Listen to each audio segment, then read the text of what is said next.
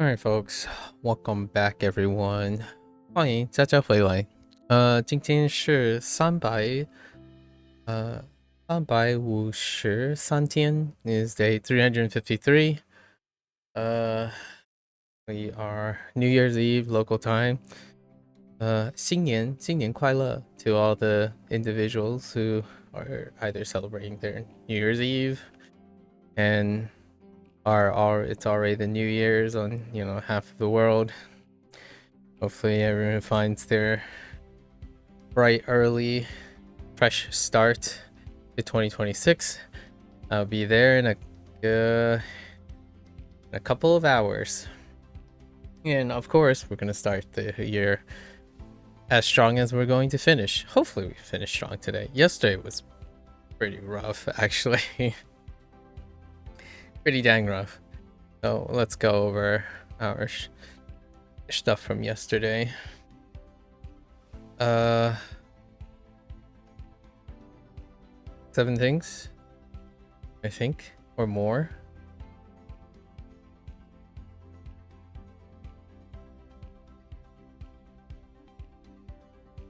Then proportion.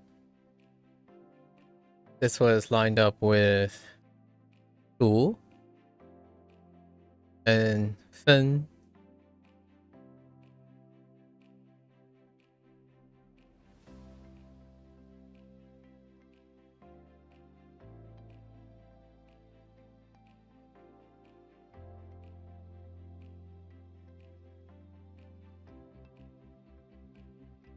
Oh wait.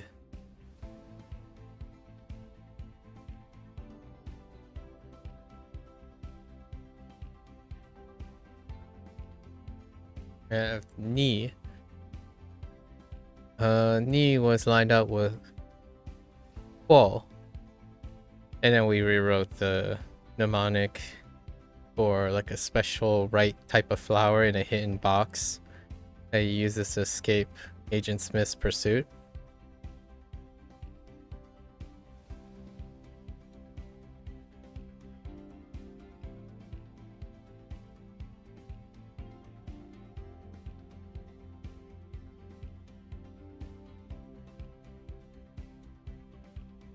Wrong. Contain. Did a little bit of record keeping for the difference between this structure and a walking dollhouse. So this is a dollhouse, right? Wrong. Contain.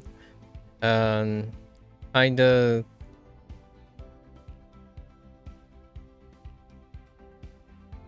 this institutes a bigger group, so we won't have to worry about that as we go. Other than that, it would be Kong. Kong would be the example of walking dollhouse. Or Tool. Tool is the other one.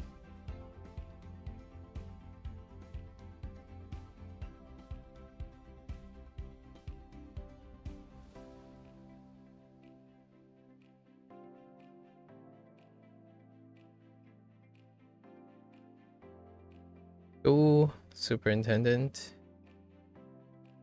Or superintend, I suppose. Uncle Wizard keeping an eye. Good enough. It was in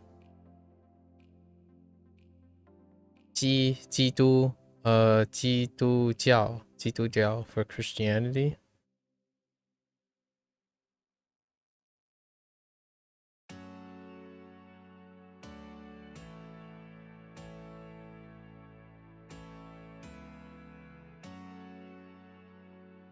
Oh, I just realized I think I wrote it in the wrong direction yesterday.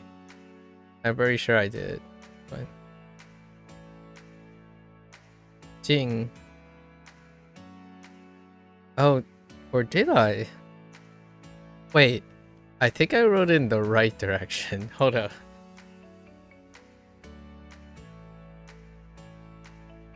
Oh no, wait. Oh no, I wrote it in the wrong direction yesterday. It's fine. It feels natural to write it in this direction. I'm pretty sure I wrote in the other direction. It's okay. I made the fork pointing left as opposed to pointing right. Or the other way around. So immerse and Jing. Jing is paired up with Ping. Or no. Jing is paired up with Qing. Qing. And then we kind of sort of rewrote it so that he's like making a makeshift cleaning device that's controlled by a crown.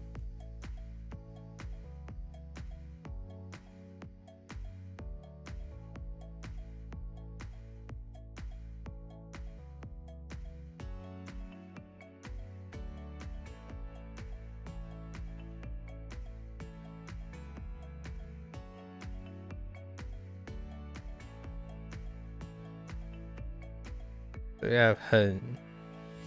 Hun is ruthless, which was mixed in with Hendu for vicious. And this also overlaps with our new one, which is Lang for wolf. And then there's also Liang, which moves the good to the left. There's also Hen for very, the most common one. And there's one more. Oh, the other wolf. That's fine. And then we have one vocabulary word. That was very disappointing.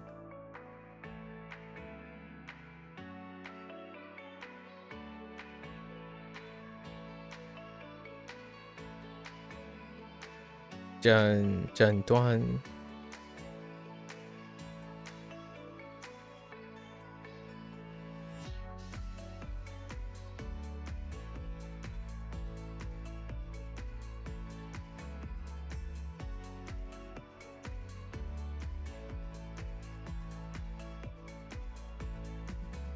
Dinos.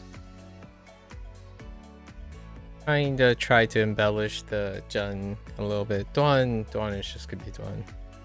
Good enough. And there's still one more. Dai.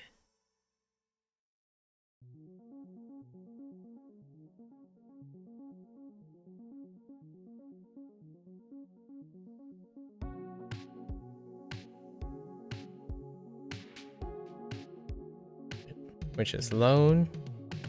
And that's paired up with Huo for assets.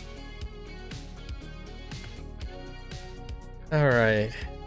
Let's get to our lessons. 侮辱 Rule. Insult. Rule. Disgrace. Yeah, insult, disgrace. Villain, insult. 侮辱 Rule. 泥潭 Ni tan. Ni. Mud. And tan.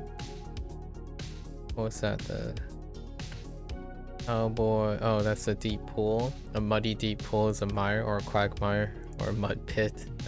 That's pretty good.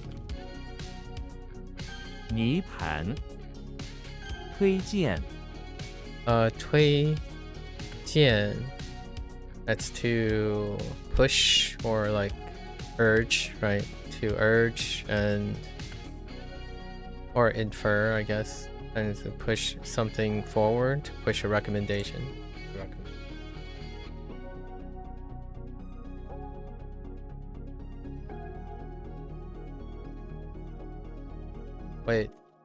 Wait. How does this work? Oh.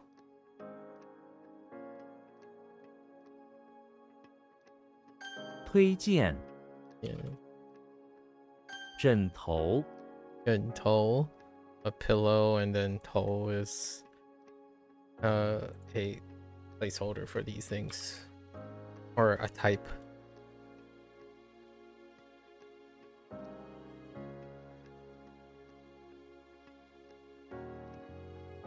Gotta make sure. 枕头刹车 Cha-cha. That's to stop car or brake the car. to brake the car, as in like stop, not be able to brake. 刹车 I wonder if this just takes to stop or brake. Okay, I suppose. Okay.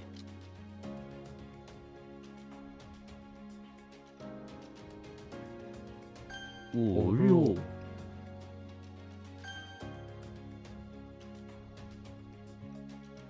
泥盘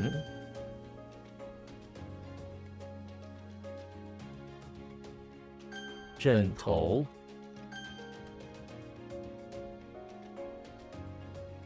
刹车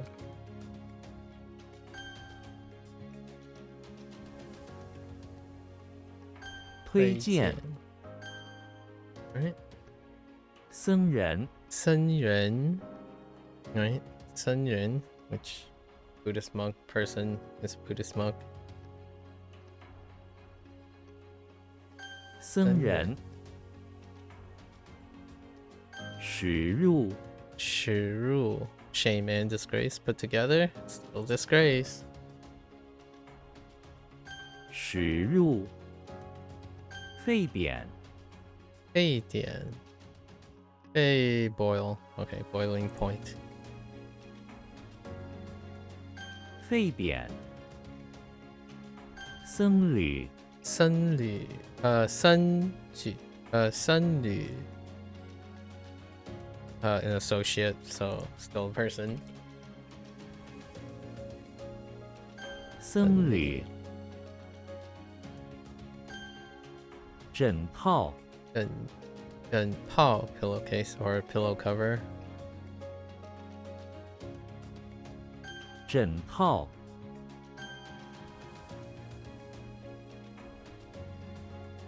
僧人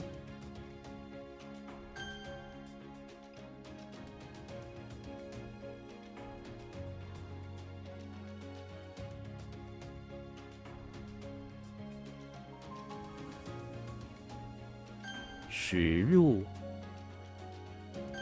Okay. Oops, that's a towel. 僧侣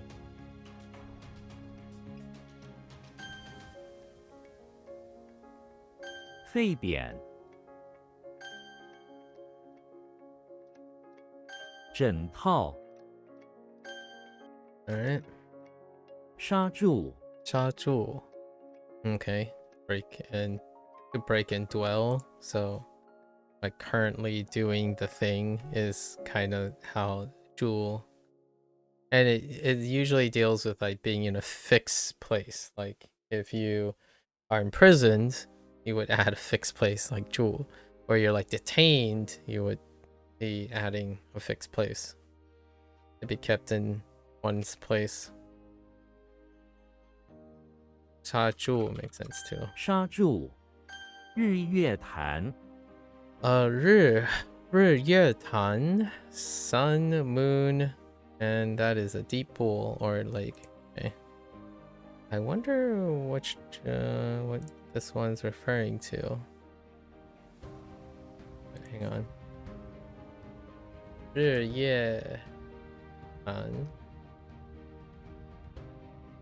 Ah, I see. Interesting. Okay. I was looking at pictures of it. 日月潭 This is probably like a place. 自荐自荐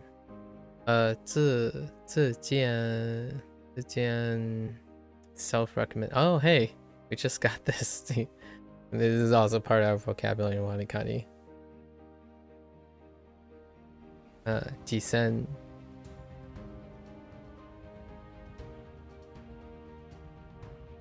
自荐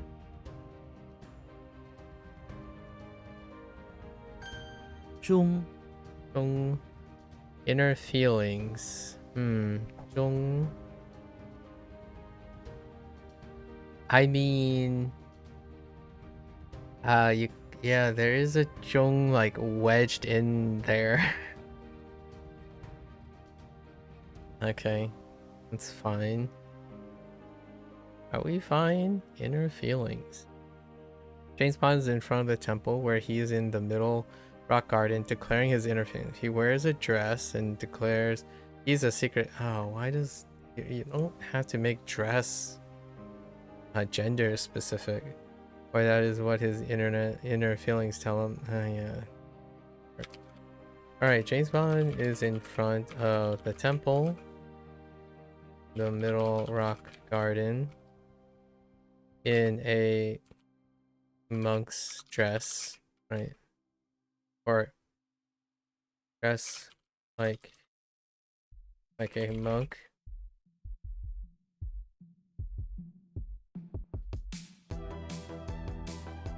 Right, in temple undercover.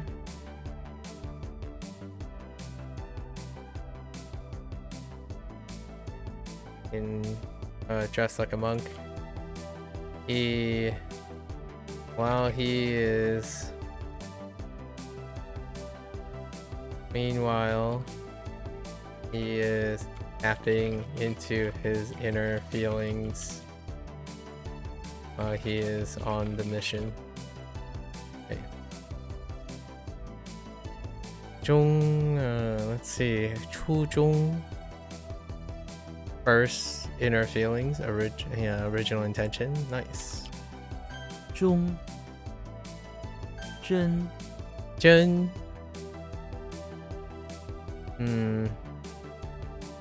That kind of looks like a jewel. Let's go to magic stick for a moment. There's also Diao. Yeah, so we got a jewel and a Diao to contend with for this one.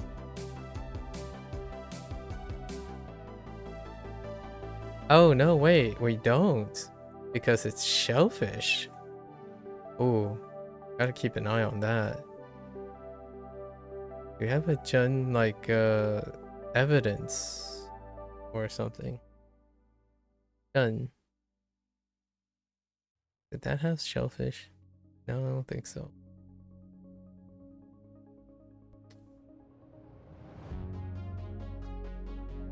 Oh no, I forgot about Jun the loyal Jun. Alright, good enough.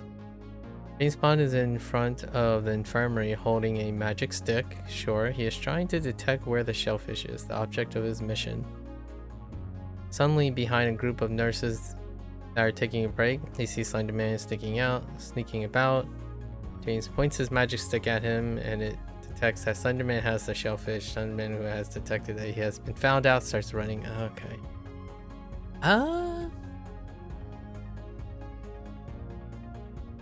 That's fine.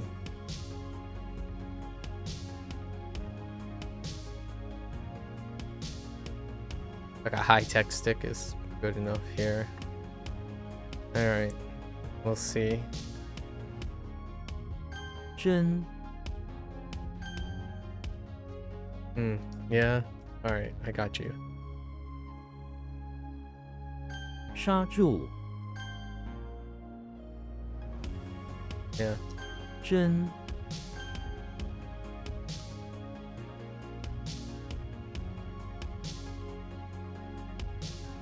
自荐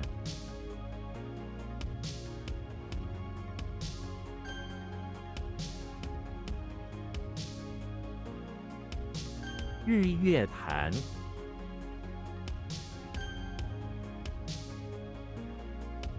中 Alright. 配 Hey, copious. Man, does that look like a shi? Or even a bu? Actually, probably more of a shi. Yeah, definitely shi. Could go for pass or jing, but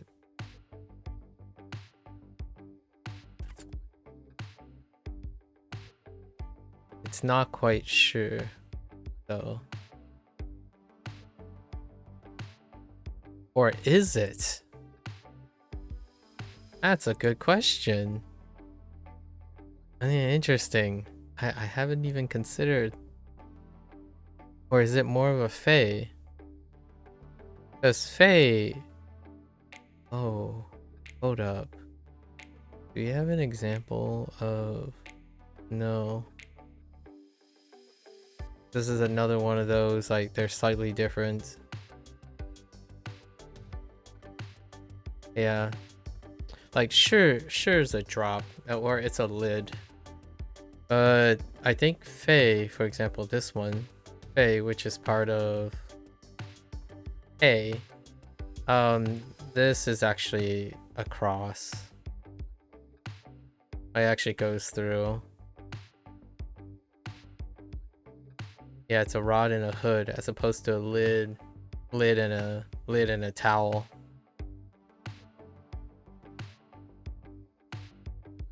Okay. I guess Fey is closer to Pei. It's got an A. Just kidding. Copious. Spray. Patrick Star is in the bathroom of the beach house by the bay. The barnacle water pipes have been pierced with a cross. Okay, sure. Causing a spray of copious amount of salty water. Patrick tries to plug the broken pipes with a copious amount of beach towels from the closet. Oh, they decide to use towels. I don't know, that's fine. And also lays them on the floor to soak up. That sounds like Patrick. We're okay with that. Chongpei. Oh, sufficient, copious, abundant. Nice. 配口 Oh, to cut open? I mean, that kind of looks like pay as well. We did get a mouth guard recently. Saber doesn't do anything. You know, we got a pool, but it looks more like a pay. It's on the left though. Pole. Pool. Yeah, it's either bay or pay, but this is an exception. Oh, okay. Hit me up. Patrick Star is in the basement of the bakery where his mouthguard he usually wears to stop him from snacking while he bakes his gotten stuck bake where he bakes has gotten stuck shut. Oh man, that wording. Anyways, he grabs the saber and tries to cut it open, his mouthguard. He successfully does so by jamming it in all the way to the point he also cut open the back of his throat too. He shrugs it off, eats some dough, and he's been wanting to eat anyways. Starfish. I guess. I can kind of see it. I think that's fine. It seems pretty wild enough. Shenanigans. Why? Don't ask. It's Patrick. Yeah, Paul. Yeah, Paul. To dissect. Interesting. Yeah, cut off and cut open. Cut open. This was more what I was thinking instead of that. Hole. Oh, not Paul. Paul. Oh, okay. 治 Sure.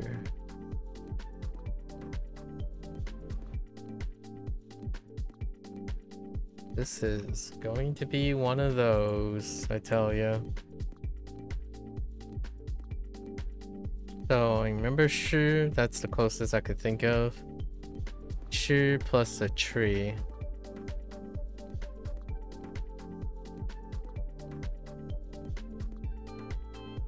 I mean not a tree, but grain stock. Oh, we don't want to line up with grain stock.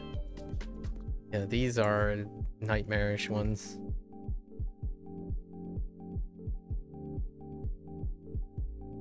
I'm surprised there are a couple of grain stocks to the left, like a lot, but what about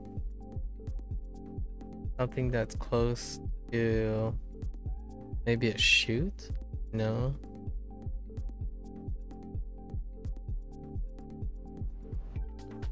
No.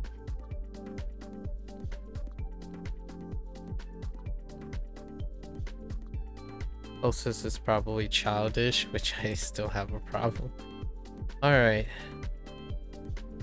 Main spawn is in... It does deal with something like... Sure. Oh wait, you know what?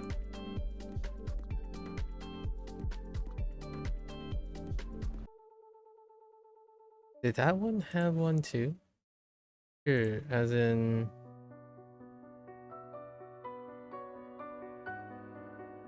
No. Nope. Alright. Main spawn is in the bathroom of the house where he's working with a groom to order all of the grain socks that are haphazardly piled into the bathroom. They slowly order the grain socks from smallest to largest neatly at the bottom of the bathtub, taking extreme caution not to drop, and not a drop of water makes contact with any of them.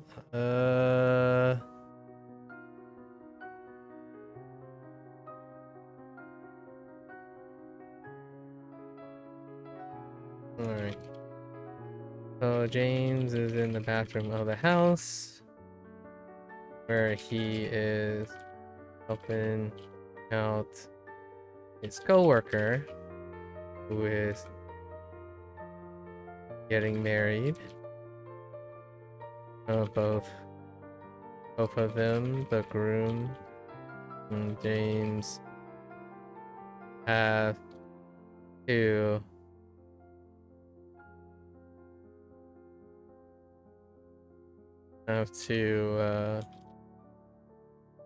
at the mercy of the bride's orders to create and order grain stocks and drop off the decor outside for the wedding ceremony. Sure. Okay. Okay. 这beforehand. Do I not have? Oh, I do. How is that she? I don't remember how she works. Oh.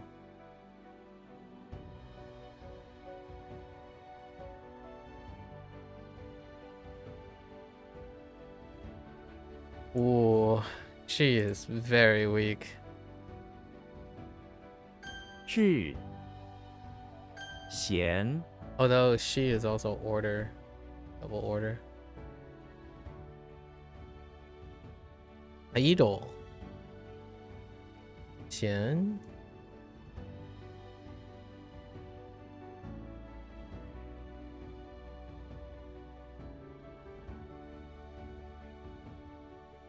The sandal thing, the split sandal thing is something that I stopped on recently. Between Jie, there's also Shu, and then Wei. Was it Wei or was it Chong? Oh, it was Chong. Oh, we got more actually. Oh man, Hung. Hung. There's Wei. How many double sandal splits do we have? This is the last one. Interesting.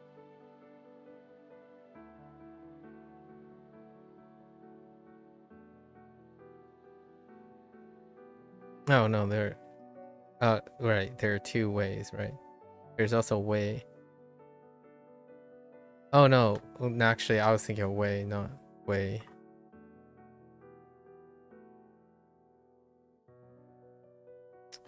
Something for this.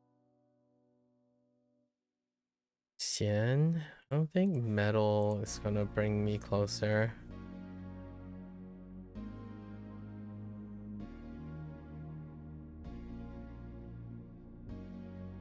No. Okay. Zena's inside the pawn shop where she is cleaning all of the secondhand sandals that are piled in the corner. This is because the title is Cleaner of the Sandal. She wished she had a different title and role, but all she can do is continue to use a piece of metal to slowly clean each other.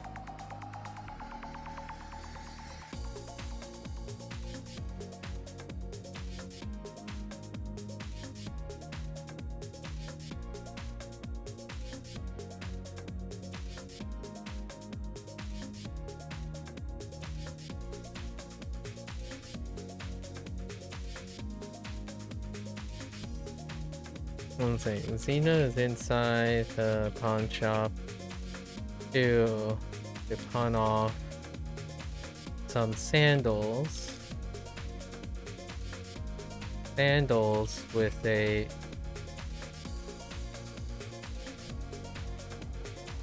from a person with a famous title or some metal you can use to forge and find her here.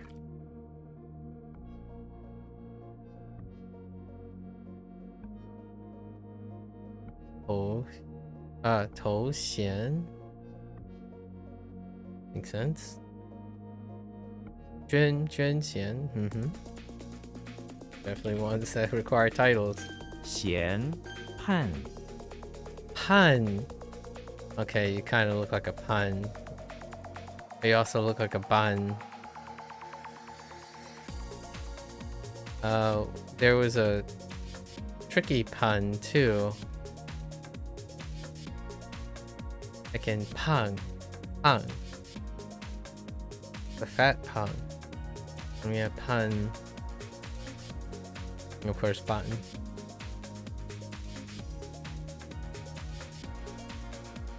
Pung. The fat is the only exception to the bun and pun life right here. Alright. Something dealing with field and in the bathroom. Patrick is in the bathroom of the pawn shop where there's a rice field that he is growing. He stands at one side of it, unable to reach the toilet on the other side. So he cuts it directly in half as he walks through the middle of the rice field so he can get to the other side. In the pawn shop, and nothing about the pawn shop. Yep.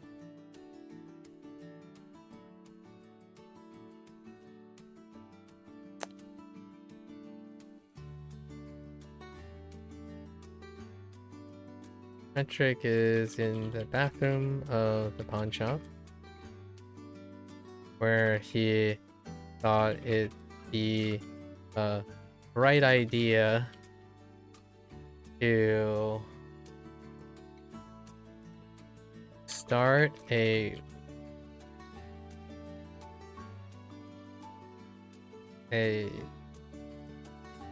half rice field in the tub as a side hustle because the tub is not that big. I don't know. That seems okay. It looks like pun. I don't know about side though. The pun, riverside, and hu pun. Okay. 盼 Starting to have Yoko vibes.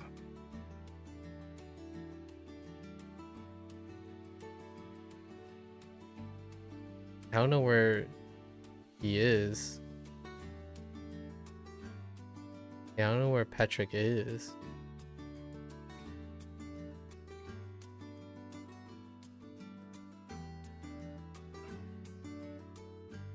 That's a problem. Yeah. Oh, but we can think of beach towels though. Okay. Beach towels it is.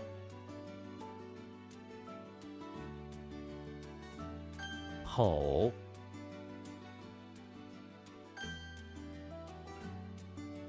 咸 What? Oh no, I did exactly what I was supposed to, I did exactly what I was supposed to remind myself not to do. 配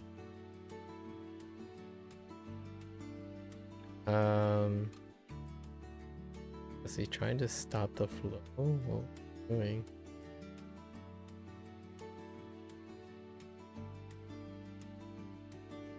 Oh no, copious is pretty bad. I guess the copious spray. So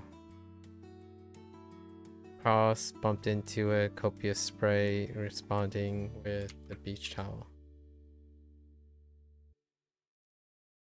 盼 High hustle might not be that great either. 至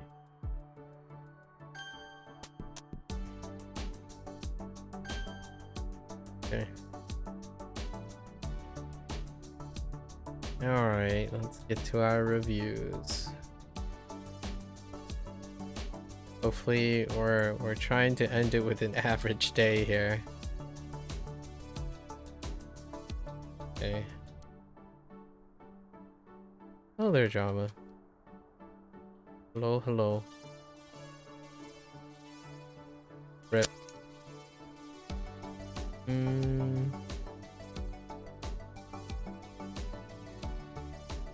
Oh.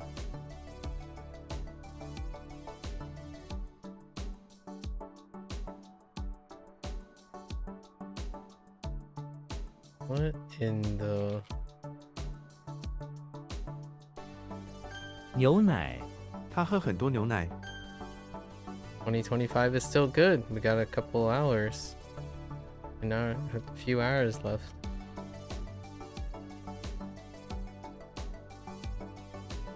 喊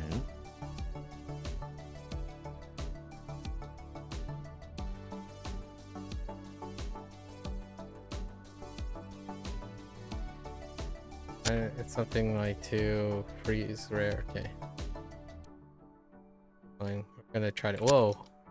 That's nay.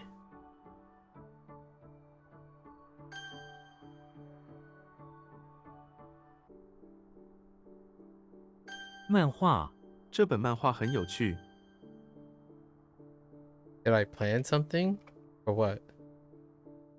Eclipse of a couple hours? No, I haven't.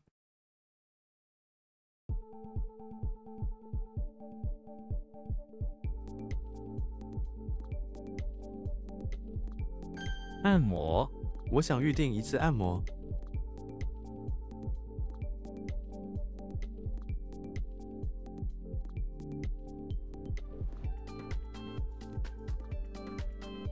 Like it's kind of like push or massage.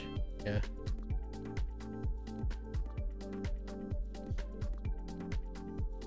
弓 Are people fireworking in the USA? They probably would. The ball drop would happen in a few. Probably can hear the fireworks if I wasn't. Well, I mean, I'll probably hear it because we're gonna stop before midnight. Yeah, we'll be finished before midnight. I'm in close enough proximity to fireworks in general. And then some people occasionally set them off and not really supposed to do that like quite extensively, but it's New Year's. I'll probably. There are fireworks displays around and around various areas.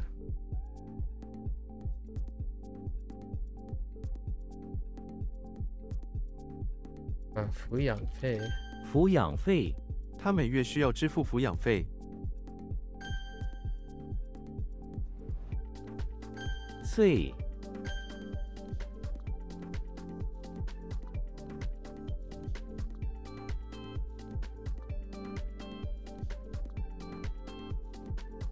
Oh, I wrote the wrong. Oh, that's actually Bay. 开车你开车去工作吗？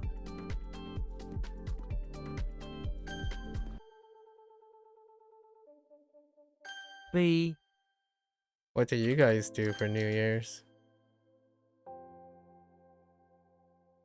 What? Oh no, I really thought that was the... I send you how it looks where you live? Okay. That answers that question. Oh. That's about right. Your backyard, huh? Or are you out and about?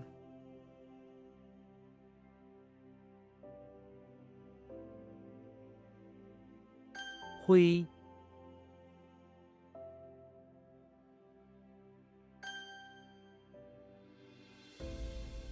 Oh, you were saying in your garage? I see. On your... Okay.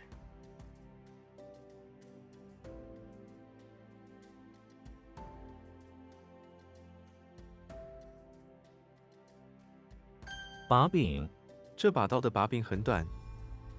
What the bobbing?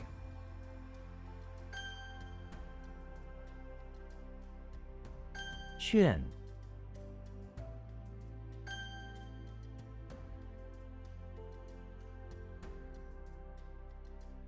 花蕾。这朵花的花蕾快要开放了。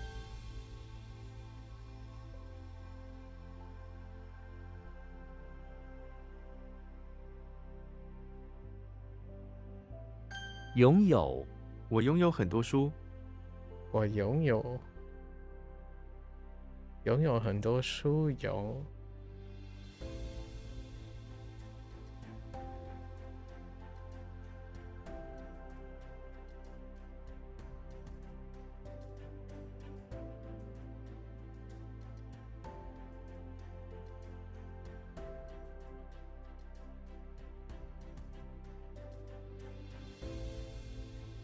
Always have possess, embracing. All right.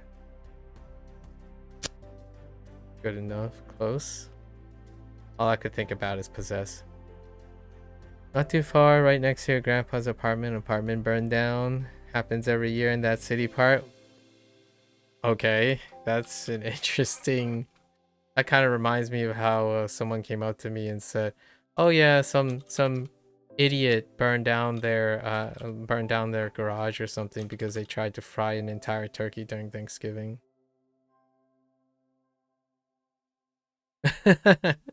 like that's normal. 死刑。他被判处了死刑。 They really go ham with their fireworks, I see.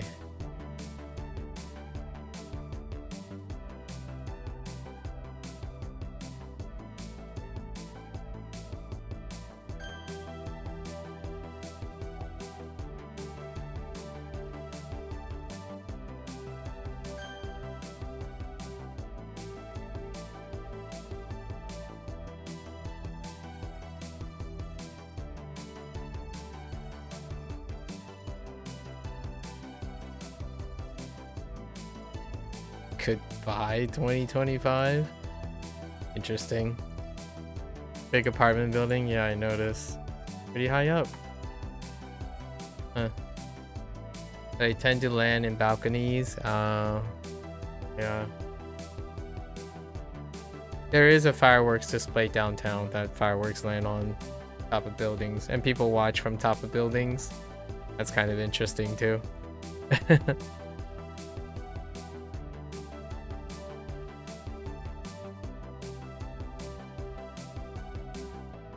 附件。请查看邮件附件。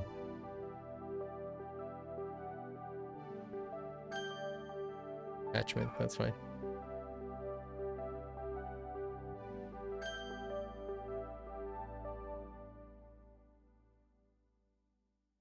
What?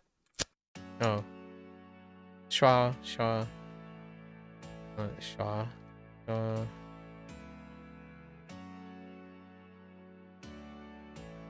贴心。贴心。他没有贴心的朋友。 Like. Okay. I didn't think they used 刷。 exactly that word though.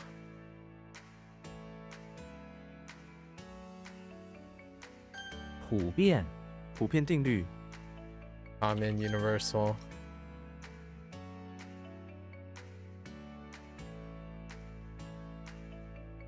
Hopefully, nothing else burns down, right?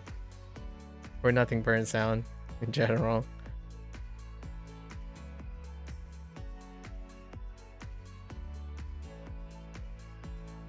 揣摩，这是一个值得揣摩的问题。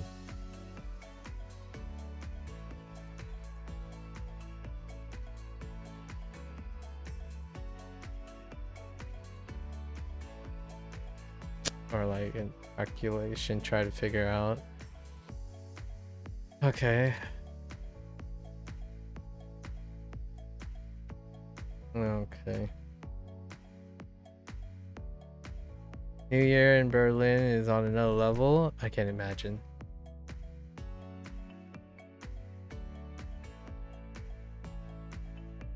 主椅，他太胖了，坐不了主椅。 My folks probably already watched like the 2 or 3 major Chinese ones. Like, not necessarily China. I don't know what China actually does, but I think parts in the Pacific Islands, there are different displays around that time. Not necessarily for Chinese New Year, right? Other places around the general region. And when I mean Chinese, I don't specifically mean China itself. They're probably off. No, they're still awake. Oh no. Not again.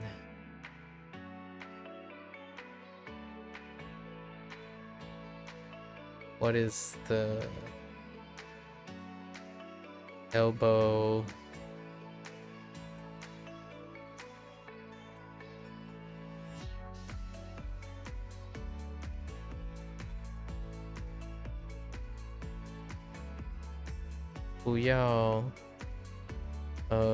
不要做 something 脸的事."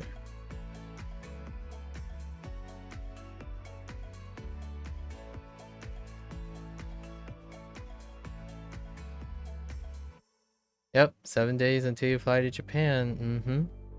Last year, people were calling it and attacking first responders. Oh, well, that's interesting.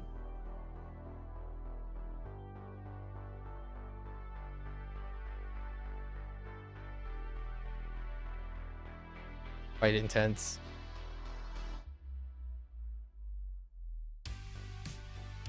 How does the scepter and elbow work with face?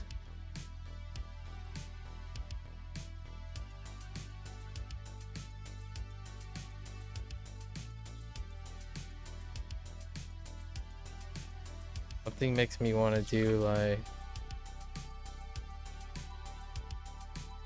Oh no, wait, Hong? I meant Hong, not Rong.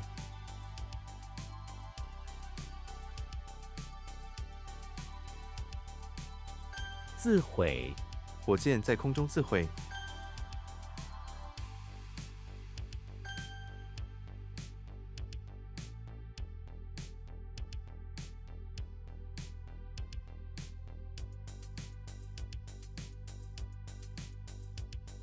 吹口哨， Oh.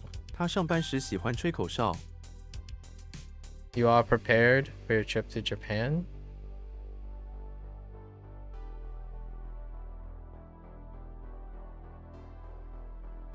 离婚，他们离婚了。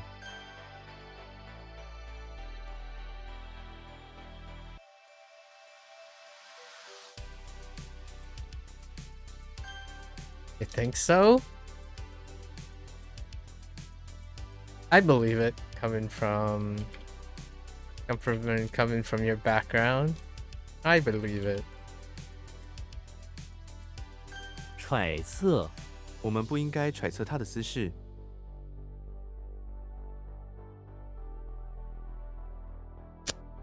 Or like presume, speculate. That's fine. Bought a new backpack? Well, that's lovely. What do you intend to do with your backpack? Oh. Oh, I accidentally wrote Japanese.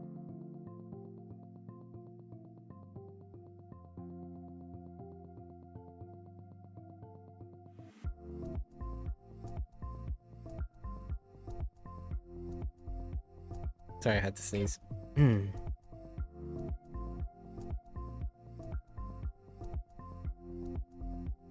What the ear? Oh no. I'm just gonna toss this out 专 there. 辑 Okay. 你最喜欢王菲的哪一张专辑？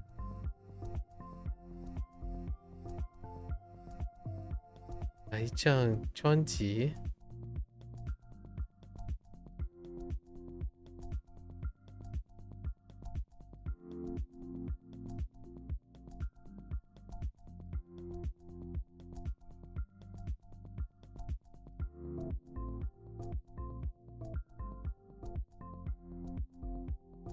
？Let's see how useful it turns out. In air pack, where you can vacuum air out. Oh, that's use. I like that's useful. Lots of the things you buy in Japan have a vacuum sealer next to them too.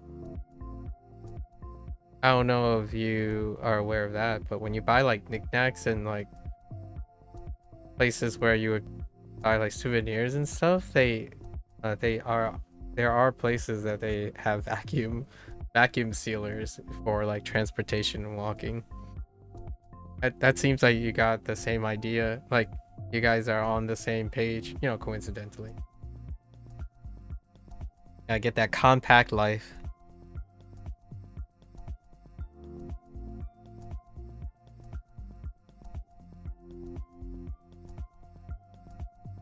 Yeah, that's like a model to beat, right? So specialty model thing, an album. Is it model? Oh no, it's edit. We're just gonna get a pass today. Get distracted. 自杀日本有很多自杀吗？ Why am I getting all these dark words? 内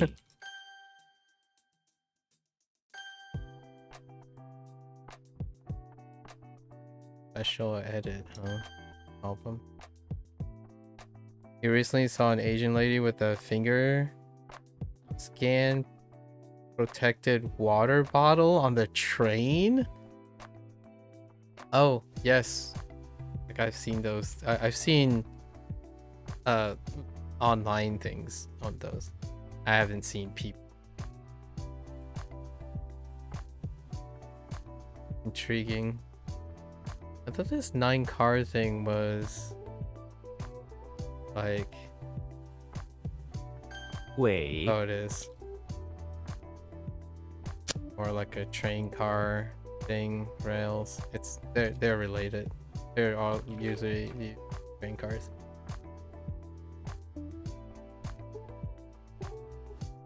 龙舟我看到汉里有一条龙舟，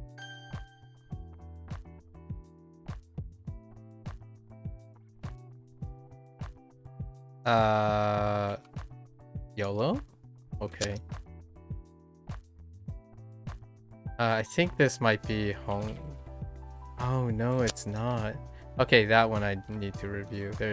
I don't remember anything.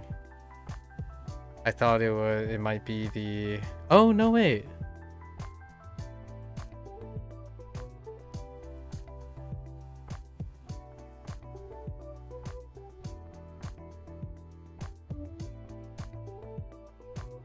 For a moment, I thought I might have had it. Yeah, no, there's no way. Yo. Yeah, that's gonna need work. Let's go look.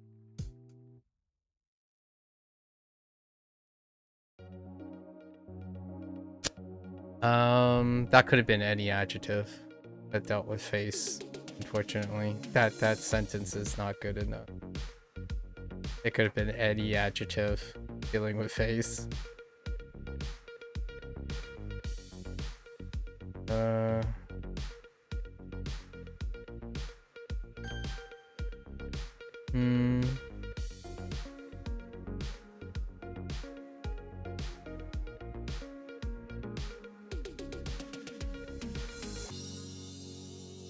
Why do I think it's like done? Huh. 丢脸，不要做丢脸的事。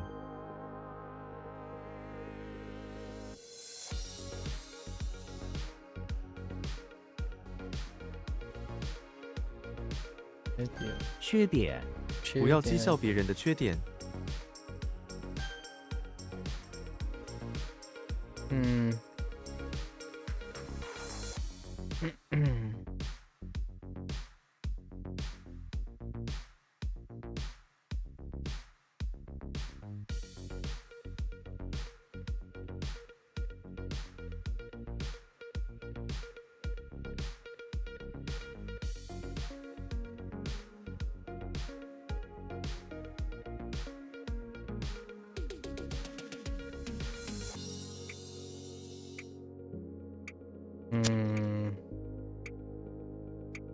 Gonna need to rework that too.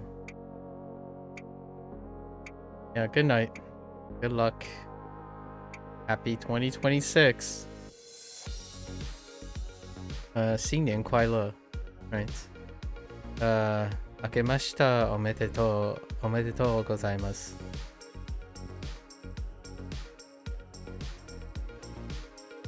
Yep, I will.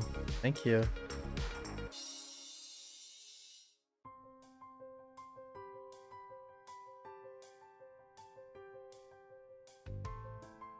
塑料袋，塑料袋很便宜。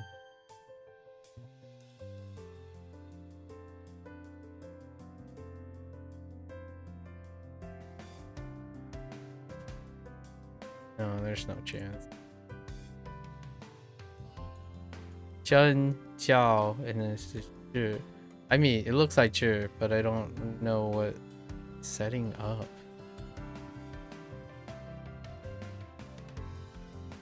Dang it. Just stuck with that. Stuck with. So we need the definition, but and it's supposed to look like 是. Can you bring a problematic JP card for Verizon? Sure. I mean, go for it.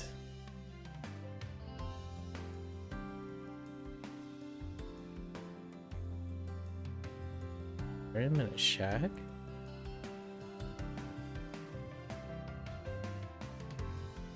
Guang. Uh-oh.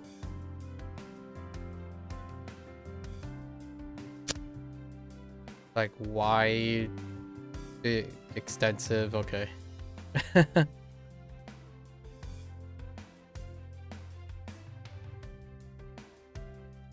资金，我们缺少资金。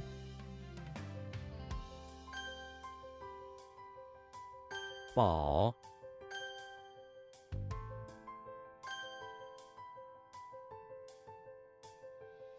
Oh, that's wait.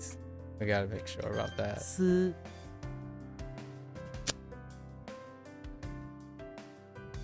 Oh yeah, what about Ke? What do you got for Ke? Ke is like Ke was a problem one for me. Early days.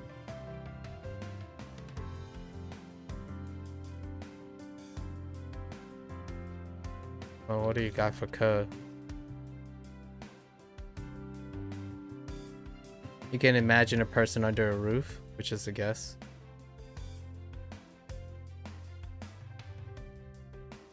Maybe a rotund person? A boxy person?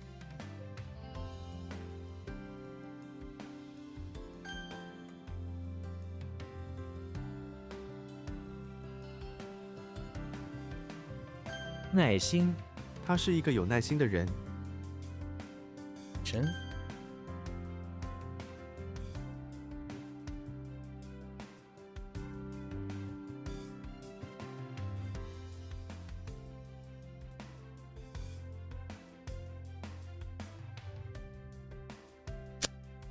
These are shorts, right?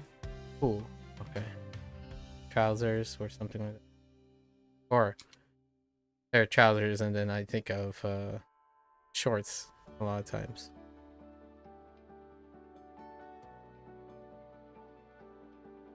I mean, it's a person under a roof, so it's a guess.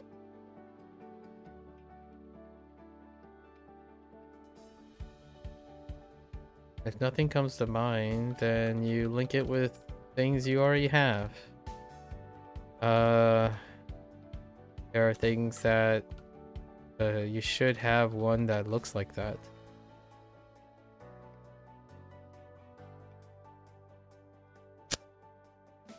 Or private.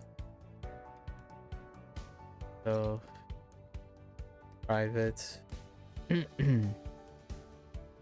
句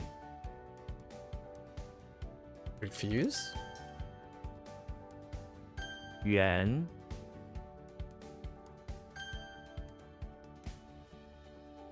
户 Oh, you know what? That looks like cool for temporary. That makes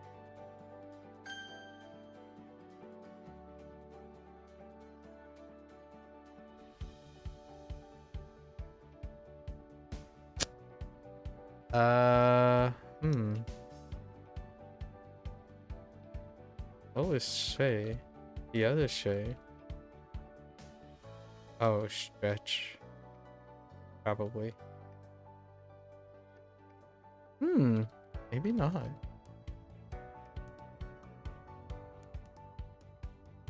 Oh no. 犹如天空犹如一幅画。 The roof thing seems promising. You'll try that. There's also Kai or Kai. Good. What do you have for that? What is that listed under? I don't think I have that character yet, but you know what it means.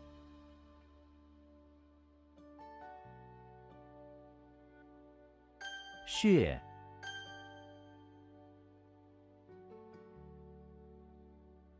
Corresponding relevant, yeah. Well, there's word in it, so it has something to do with speech. The right hand is either slice or carve. You can do what you will with that. However you slice it, it has to be relevant, I suppose. However you carve it, has to be relevant. However the way you cut it has to be relevant.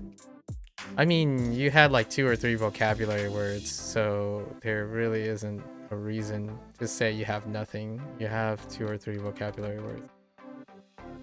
At least one that is very prominent on how to remember that it's relevant.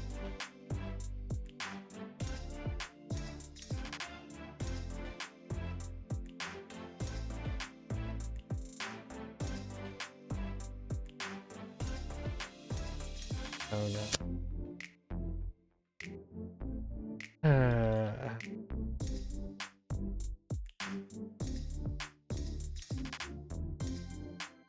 Not really a 3.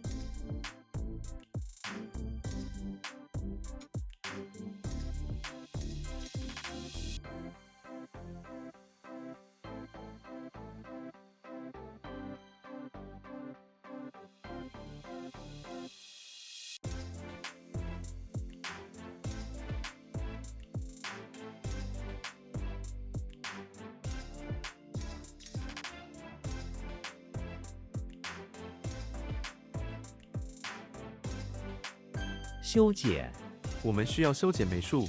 Oh, prune. Whoops. I spelled the wrong thing. 中心他一直表现出忠心。 I mean, it's loyal or loyalty. Still a loyal heart. You remember seeing the applicable card you're guessing? Yes. Yep. That's what you're supposed to be remembering yourself.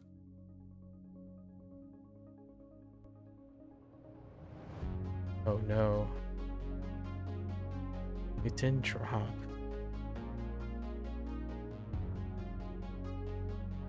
The heck is that?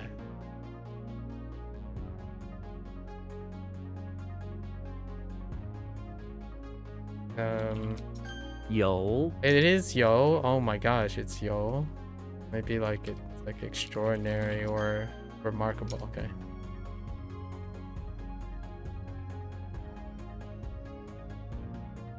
Um.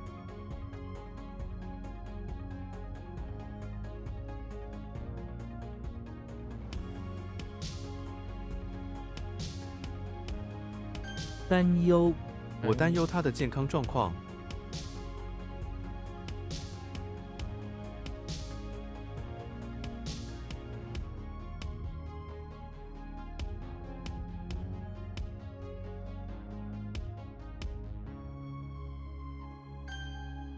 Heck, that's tough. Oh man, Daniel. Oh, okay. You remember after seeing the definition, then you use the definition to remember it. Because if you saw the definition and it's supposed to make you remember it, then you have to remember the definition. Can't really go beyond that.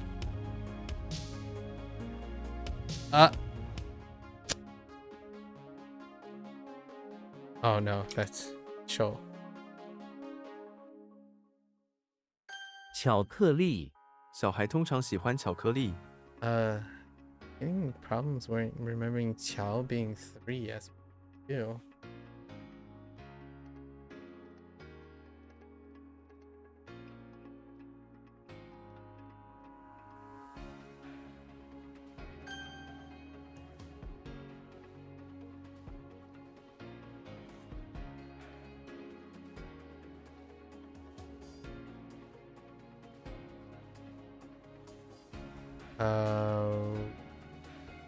Okay. 这个快订收的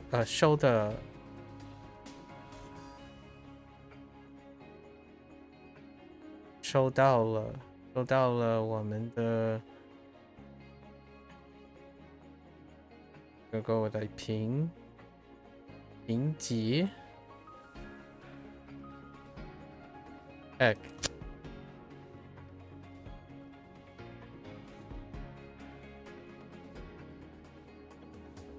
Let's see.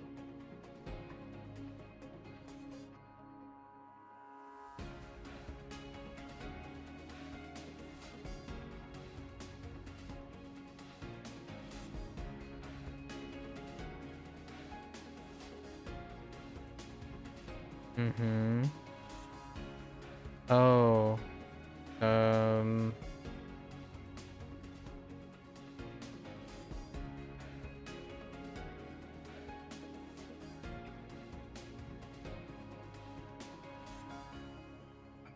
I don't see how that works. Oh.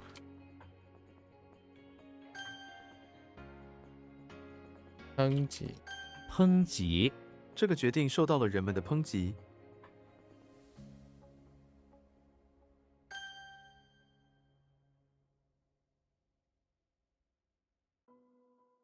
Excuse me.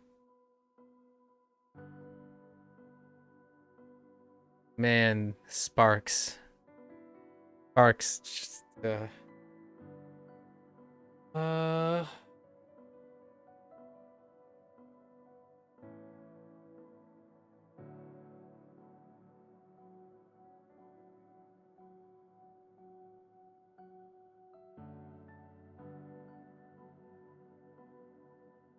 don't know how the fingers have anything to do with.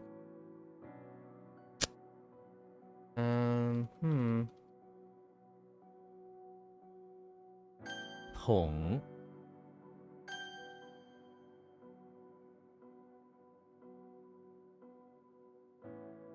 年龄。他看起来比实际年龄年轻。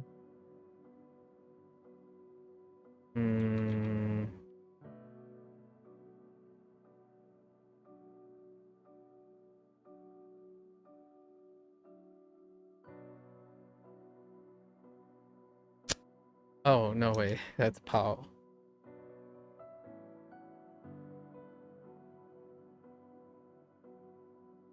Yes. Yes.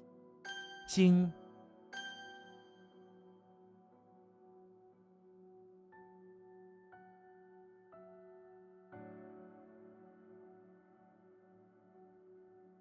Something makes me want to type. That's not it. Oh no. Oh. Okay. And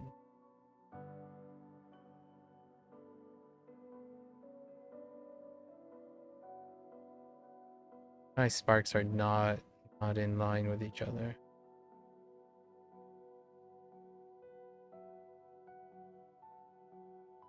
They're not in line with each other. 6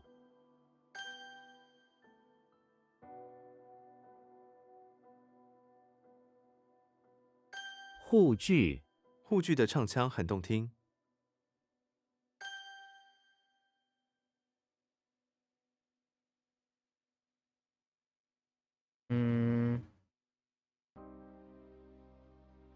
烧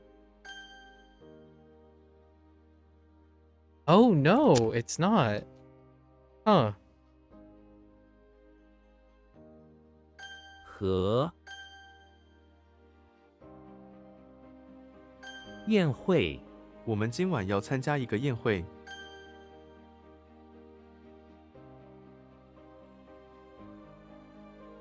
露珠清晨的草叶上满是露珠。Dewdrop is one word. 瘦肉我喜欢吃瘦肉。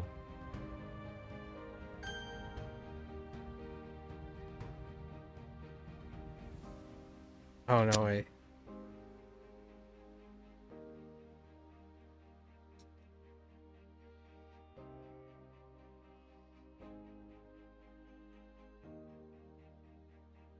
It's like follow after step by step, yeah. Isn't it J? Oh. J Bu. Oh no, it's Bu. Bu. I was being a butthead. In some Bu. Fine. 逐步我们的中文水平在逐步提高。Bu. Gotta make sure. It's to pursue.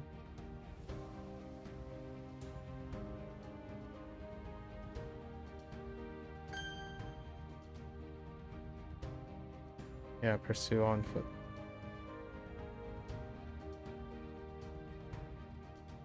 I'm not worried about that.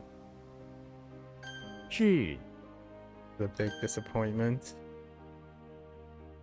I don't think I can increase the mnemonic, so we just pair it up. We pair it up with Zhu.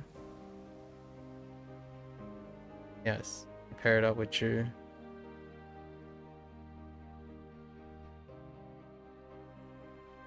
匿名我收到了一个匿名的电话。What? Hold.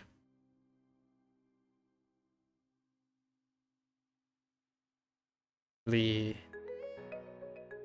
Not Lee. 轮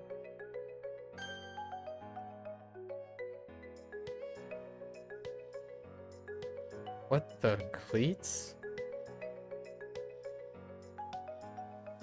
Oh no. Oh no. Wait.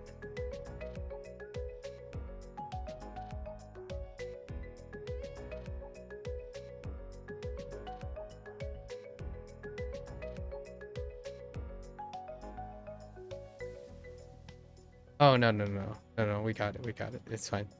Not what I was thinking originally. Sure.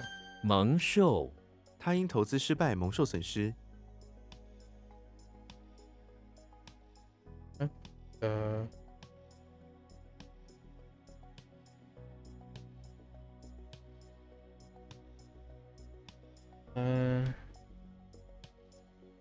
明白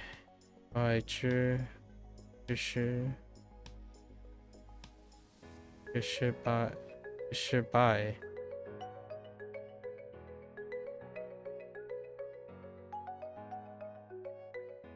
狼兽园区 Oh no 犬区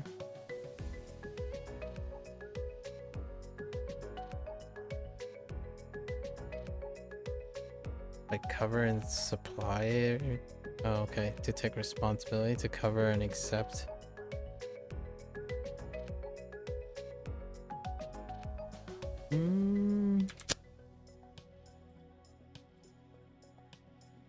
I can see the take responsibility, but I'm not sure about the suffering part.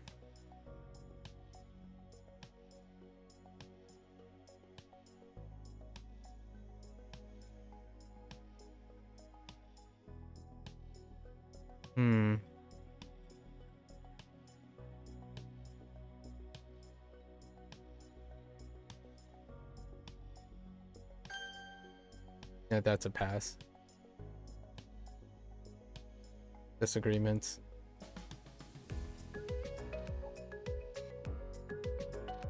Oh.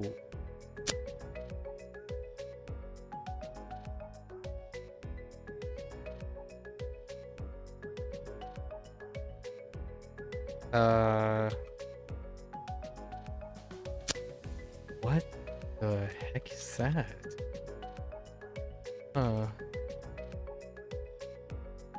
船舶、港口里各种船舶来来往往。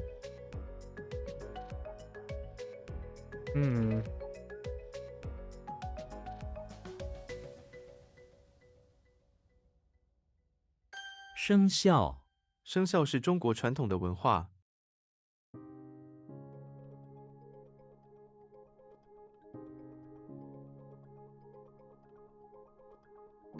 I know this is Chinese zodiac, but I don't remember the Xiao part. Oh. Okay. All right.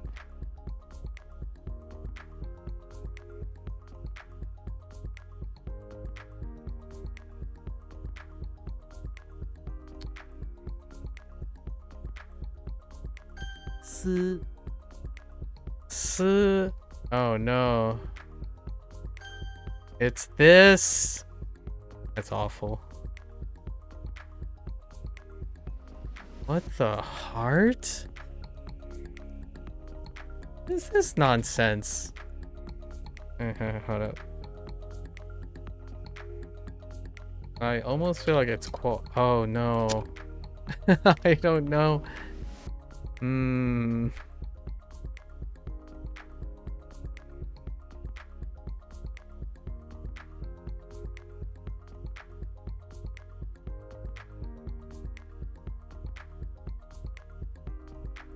I don't think there's a chance for this.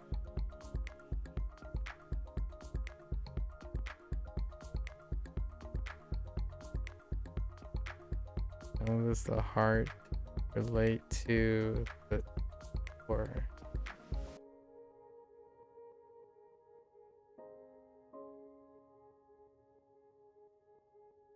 Not that. It's not that. Let's say okay. No dice. I think we're gonna have to read.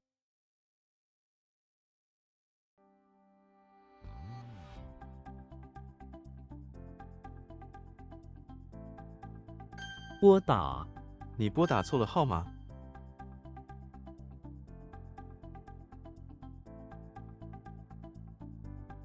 Say what?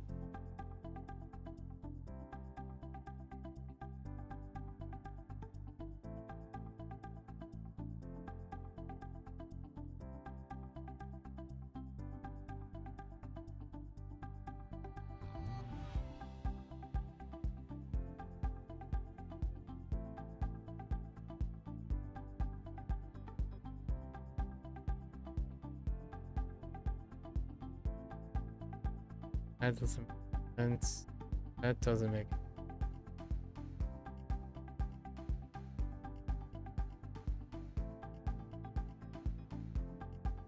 Let's go with. That doesn't make it. No, no, no.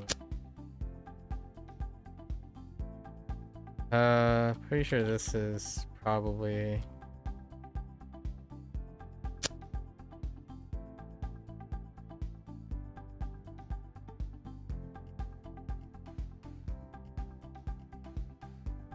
I think I have to write a little bit off, right? 像. Yeah.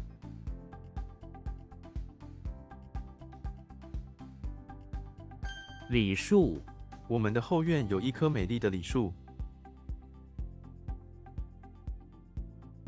That's not a pear. Oh no, it's a plum. 桃，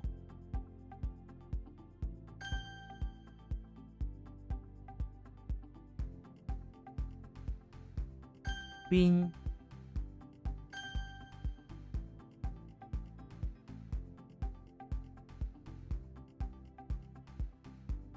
独栋，我们计划购买一栋独栋住宅。 Do I have any more on the heart situation? Like, it can be anyone's heart. I should have made the heart be related to the initial.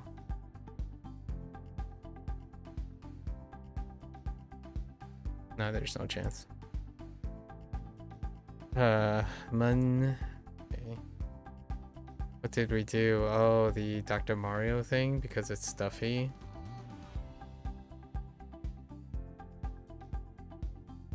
I don't use Dr. Mario that much.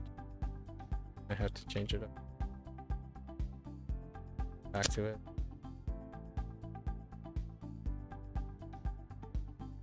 Something makes me want to just type C. Okay.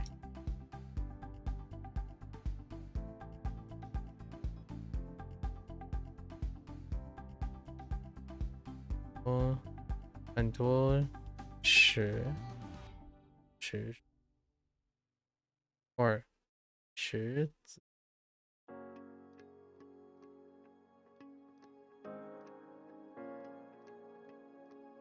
这些米里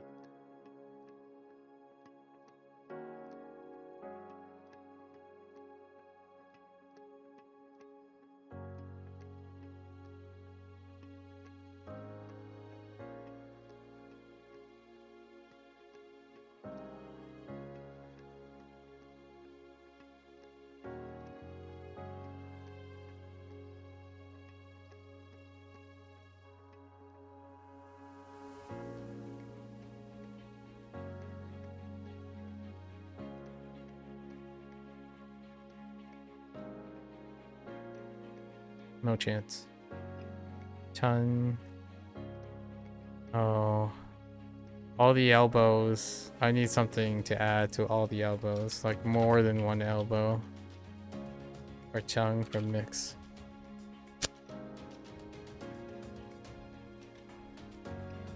Enclosure.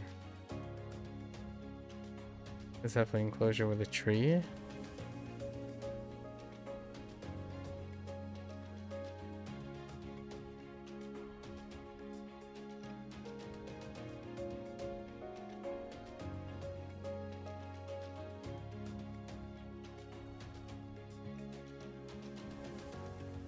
How's that not what I think it is?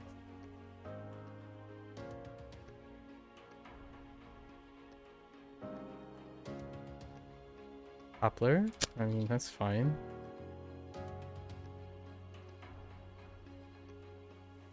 I need to attach him to the heart 闷， for sure.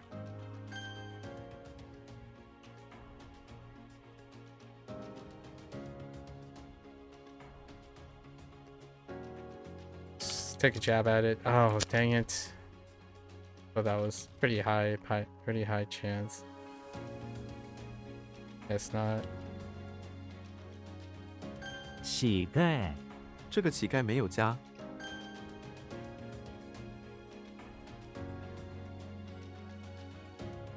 羊，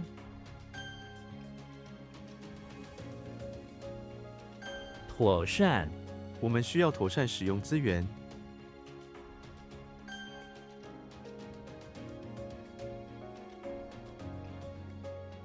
Oh, that's ye.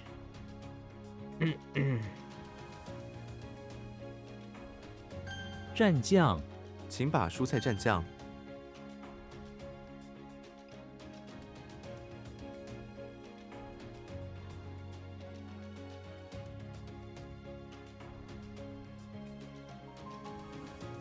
The heck? 礼貌， Oh, 请用礼貌的语言。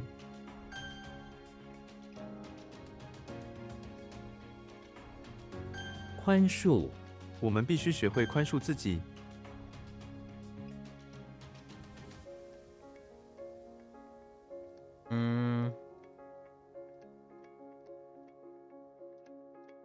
now it's gone. Dang it.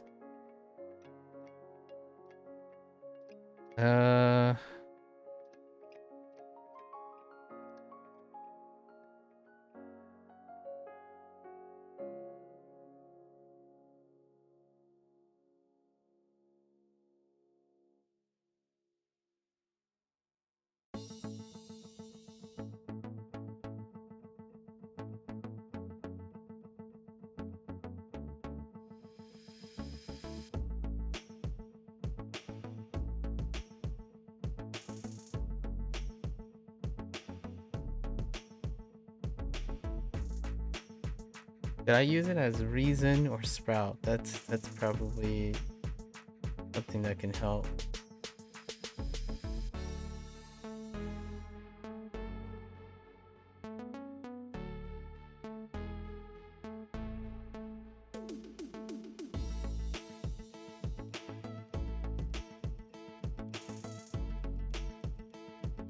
Something makes me want to type.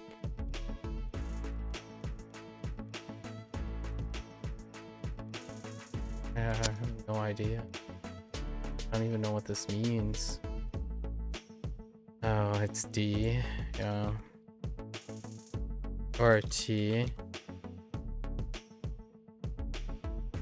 Is it D or T? It's probably D.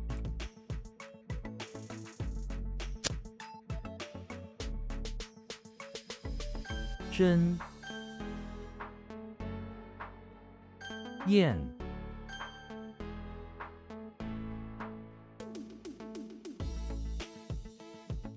The heck?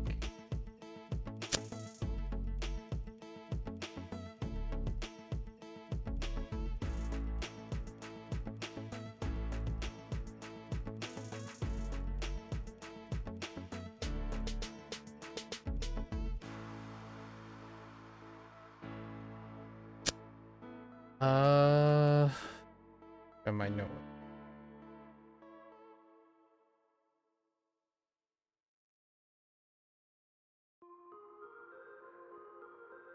抠出，我们用工具把钥匙从裂缝里抠出。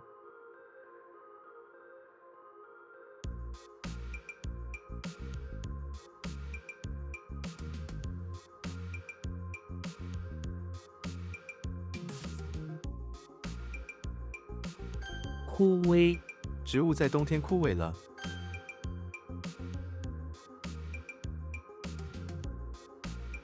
火焰，火焰在空气中跳动。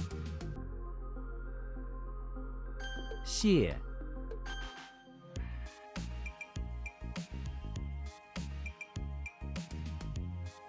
攀岩，我们去山上攀岩吧。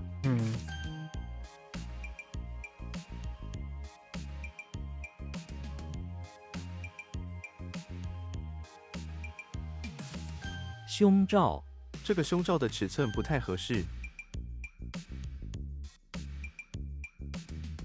对弈，他跟朋友每周对弈一次。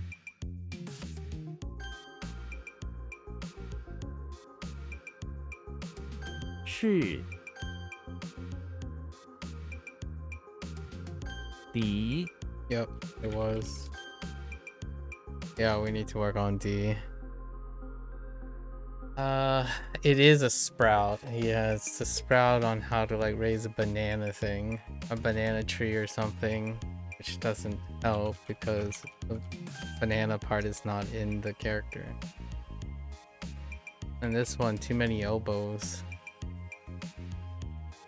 It can only be the Shuang and Chang situation. 掺杂 这些谜里掺杂了很多识字， That's pretty disappointing. Recent too. Recent.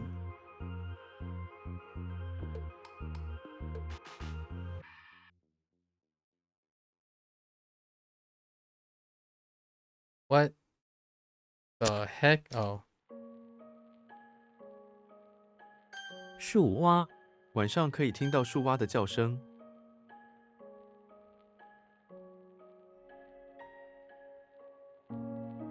Does he walk into it? Wait. Oh no. Wait, hold. Is this not? Oh, it is. 轴 Really?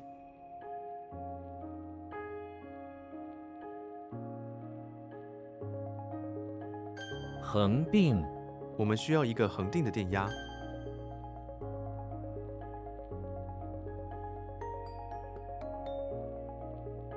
蒸汽 这台机器用蒸汽运作。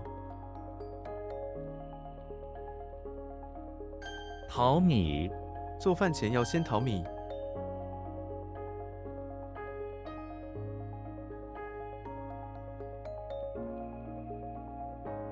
咸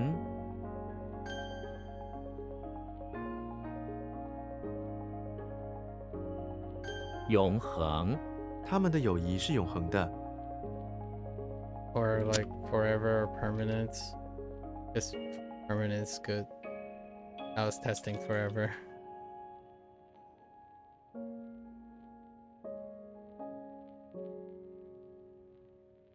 报亭 我在报亭买了一份报纸。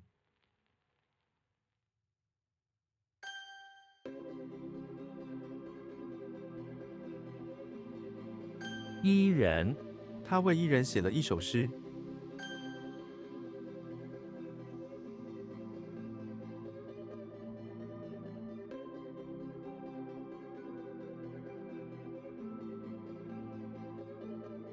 What in the world?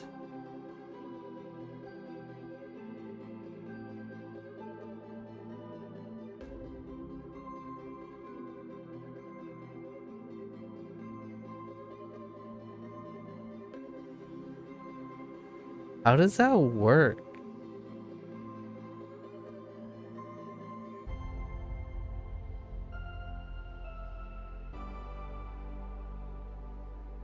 Oh man, that is rough. 斜 Oh no, slant is rough or slanting.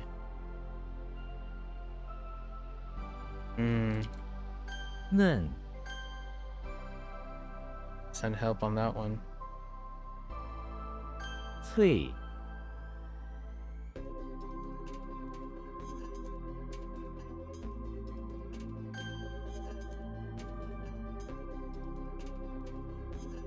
壁垒 消除壁垒是合作的关键。 揭示 这本书的内容皆是事实，没有虚构。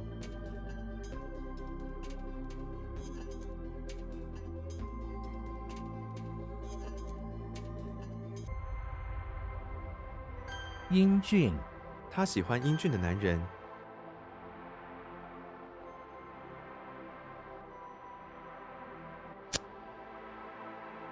Just like internal, permanent, it's fine.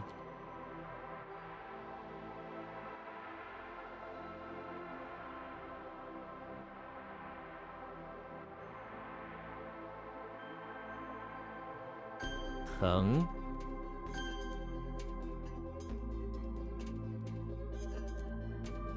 Excuse me?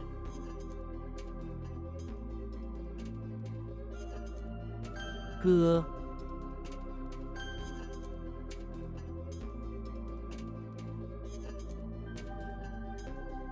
篷车篷车在下雨时保护了货物。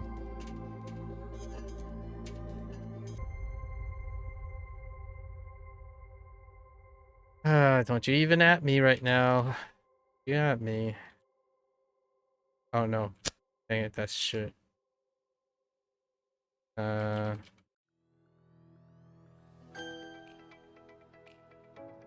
骑士 shit.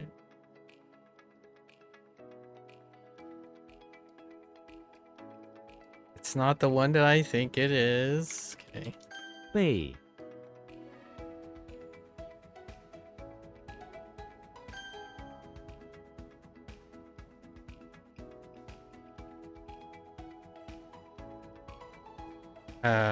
Huh. 摇晃 他喝多了，走路时摇晃。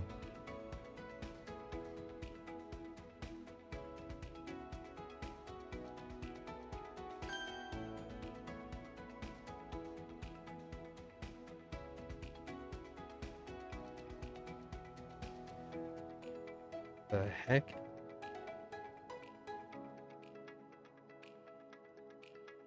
安卓安卓手机的系统很容易使用。 Oh, transliteration.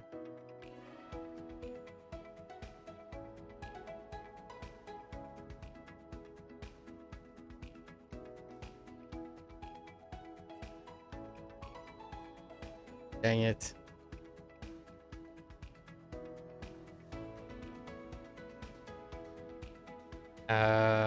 YOLO. Dang it. I thought that might have been it. 磨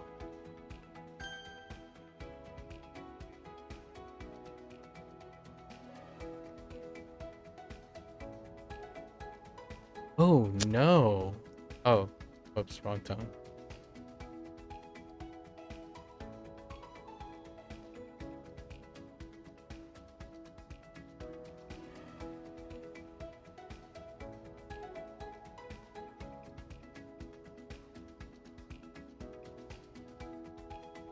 敞开 他把门敞开了。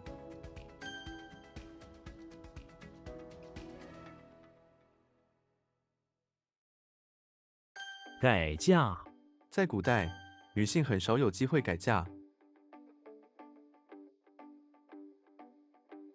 宽敞 这是一个宽敞的客厅。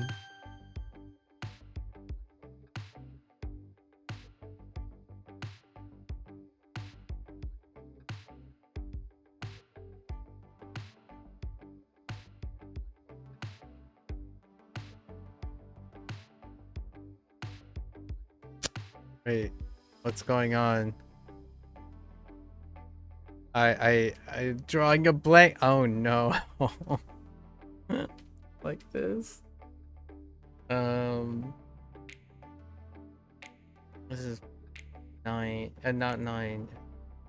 Gotta think of.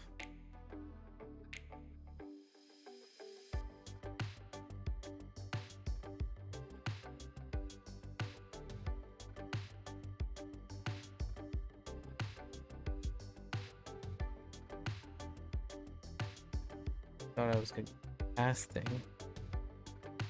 I did use the pass thing, pretty sure.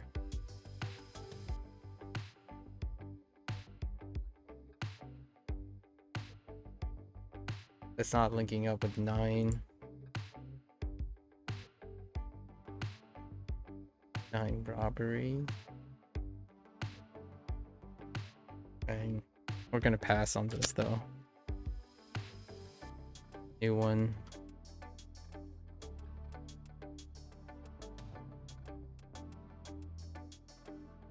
Oh, instead of pass, I think I used pass at the same time.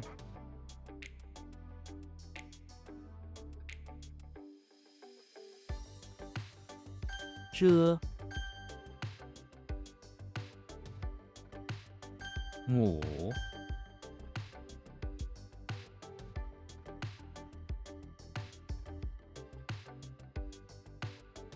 城郭 古代的城郭很坚固。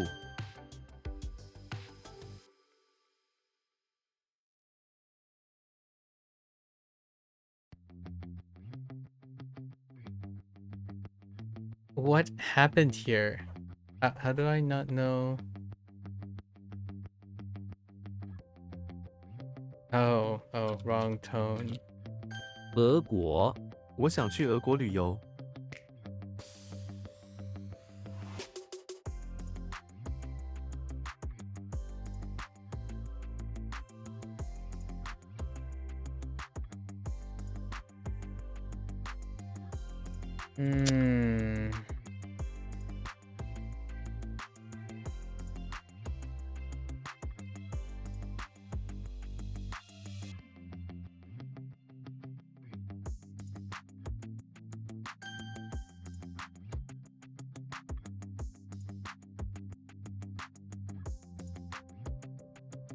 Say what? Just went for it. Didn't work.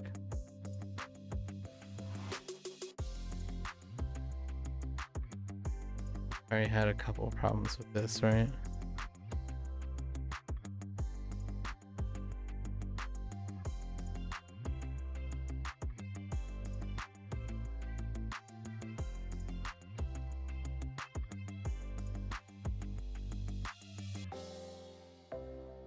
Don't know dice on the hand part.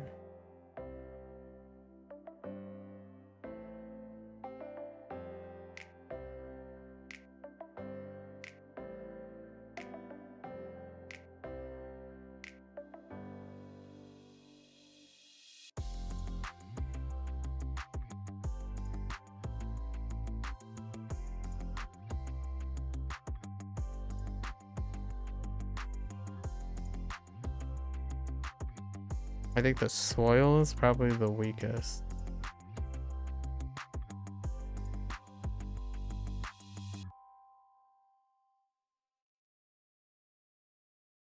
Yeah, it's definitely the soil. That's the weakest.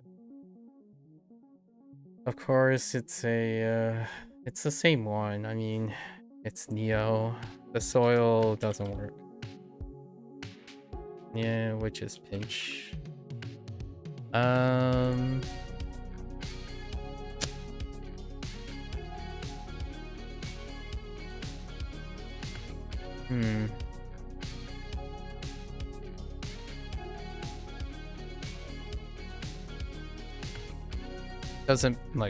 It doesn't affect the vocabulary at all.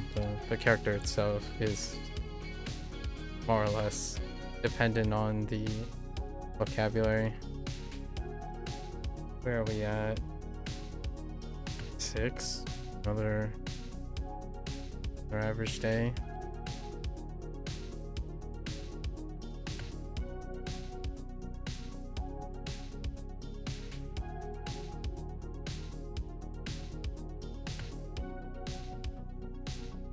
逆流，逆流而上的鱼群非常勇敢。 Yeah, lots of Neos lately. And all of them are giving me an opportunity to make a Neo archetype. Diddy Kong sucks too. Like Diddy Kong, Neo.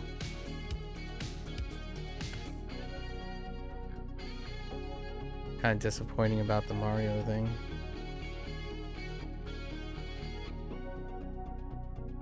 Yeah, Diddy Kong, Popeye, Neo. We do have a Napoleon, but the Napoleon only has two entries. Neo sucks in general. Everything about Neo pretty sucky. There's nothing really identifiable I can write. Gotta think of something and start lining them all up.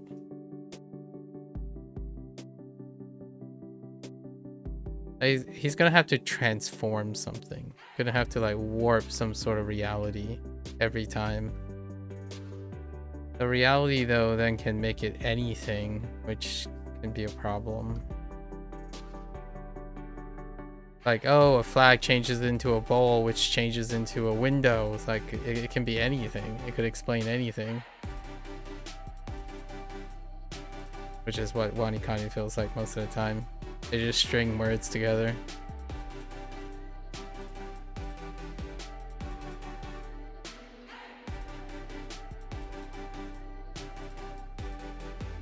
Oops. 喇叭，那个小孩玩玩具喇叭。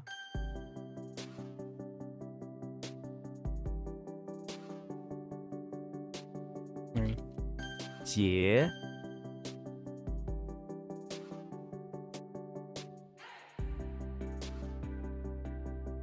乖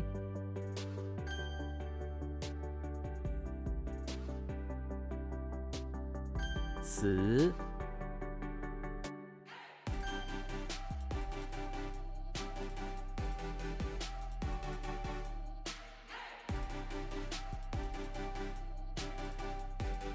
愚蠢别说那么愚蠢的话。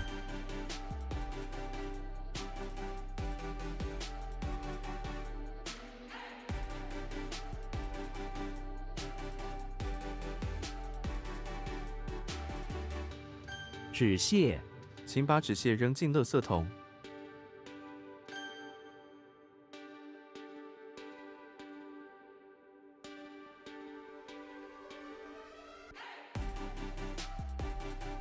惊讶我惊讶地发现他竟然会说中文。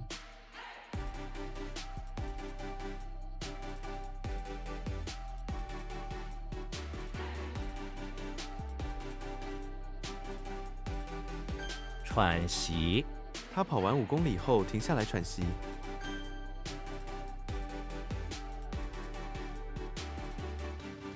木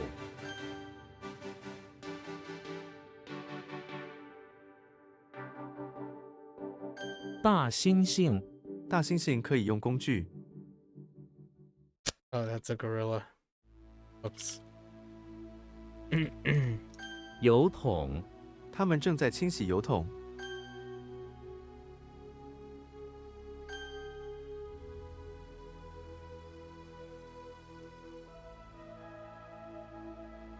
捏 Trying to think of what I can do with Nye.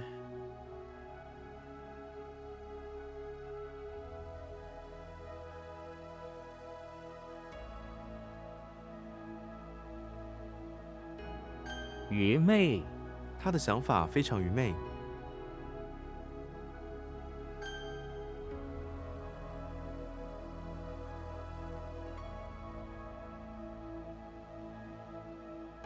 倘若倘若我们努力，事情一定能成功。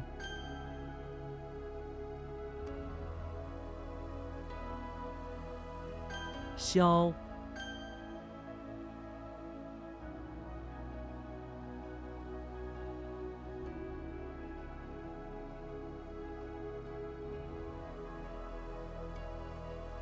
What?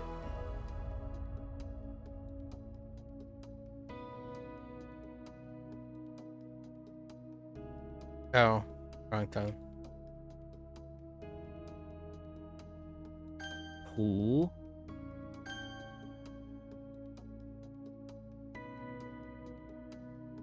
狼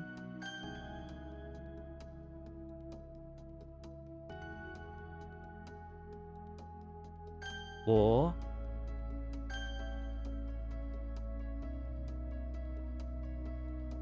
铝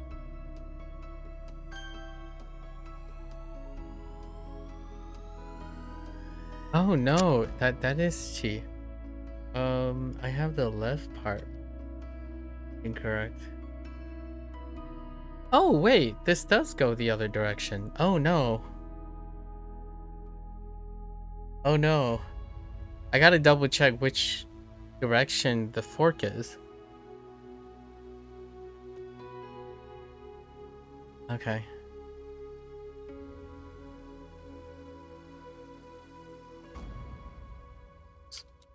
虐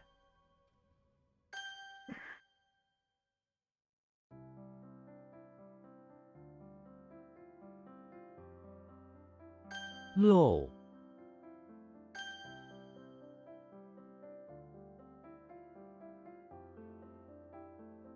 怂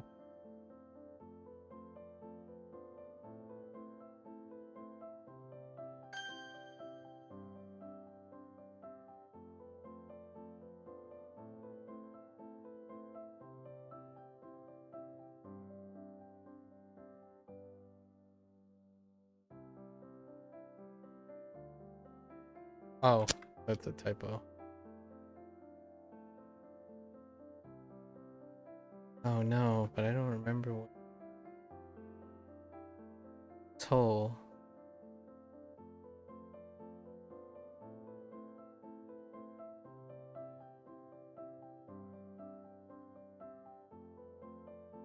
Making sure.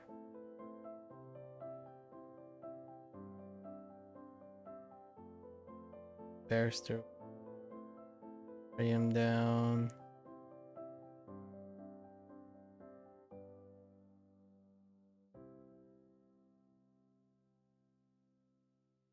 That's a pass from me.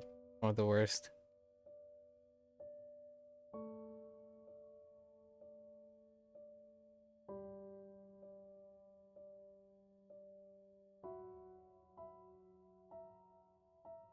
Okay.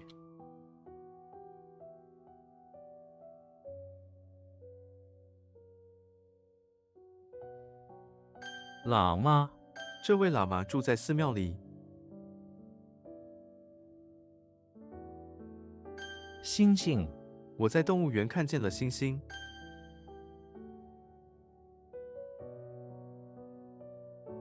凑。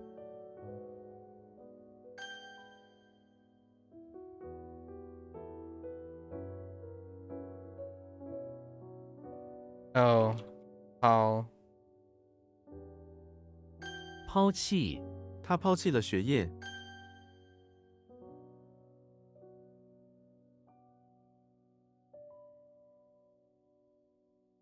谱。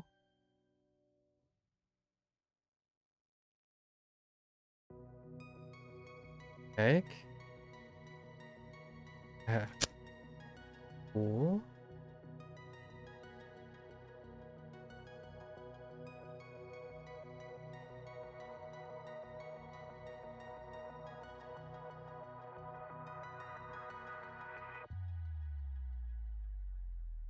Yeah, like those two are easily one of the worst. 抛开。我们应该抛开偏见。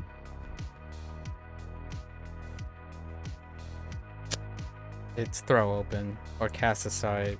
Throw open is fine.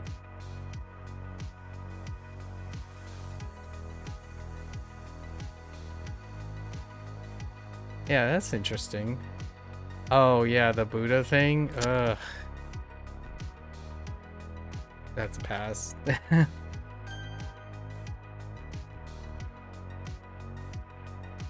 Don't even use that like thing most of the time actually.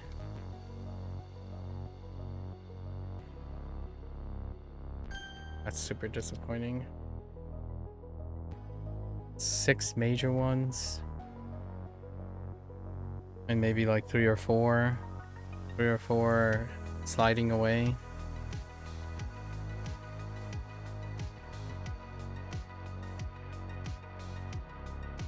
Some of them will come back to me going through.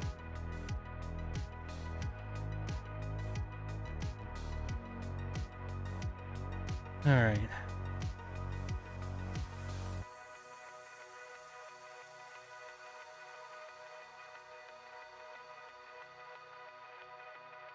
Yeah, you don't look like you're closer to a Fae than you are to a Shu.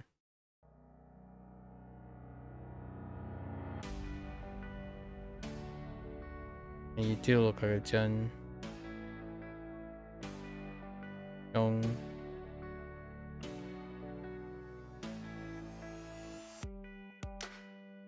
This one's weird, Chu.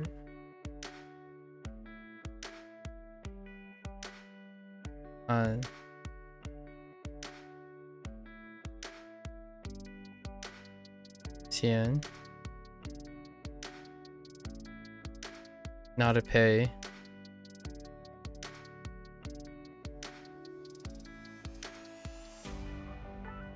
Oh.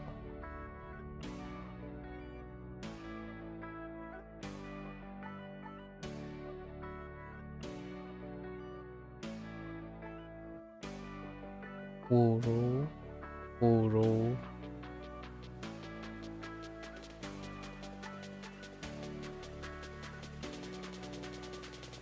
你谈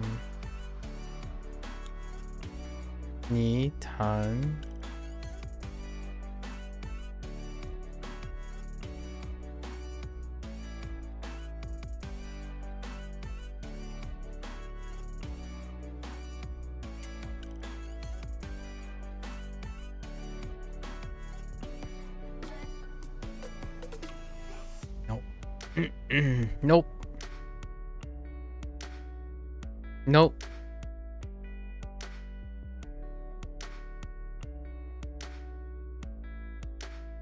Gentle. Gotcha.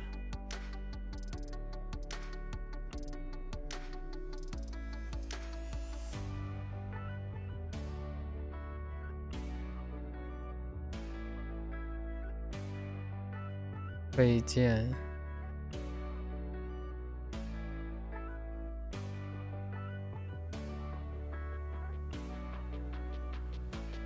三人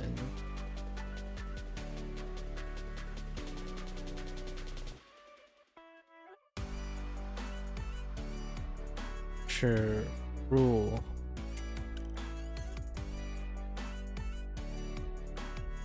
Oh, I wrote the wrong tone here. That's why it sounded weird.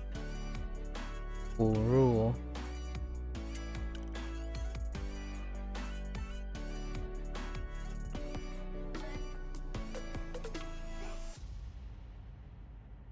三旅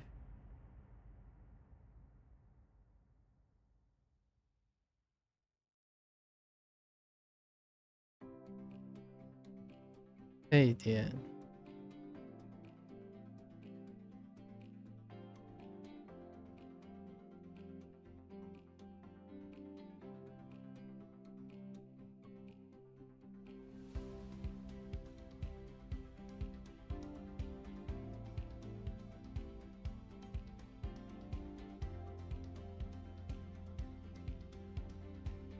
整套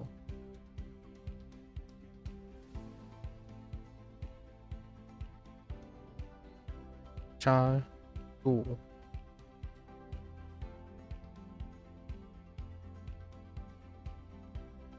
这件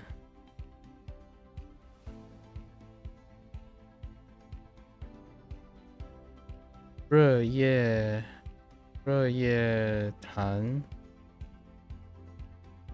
Okay. All right. So Patrick, bathroom, beach house. Only trying to help. Cross. Wrecked some pipes. Wrecked some pipes. Caused copious spraying of salt water. That'd be a great idea to solve the problem by stuffing a bunch of towels everywhere.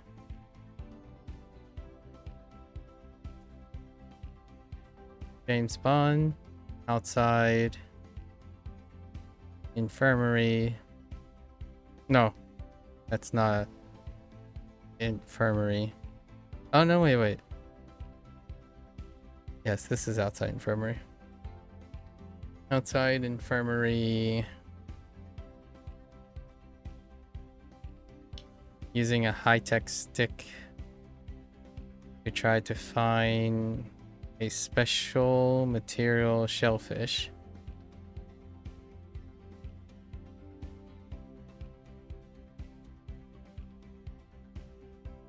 How does that link up with the meaning of this?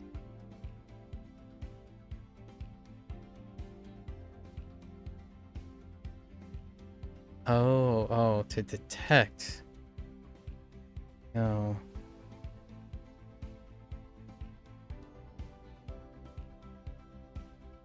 For detecting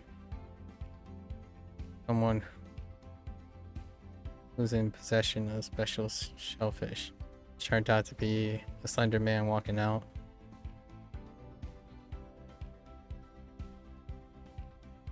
I'm getting sloppy. James Bond in front of the temple.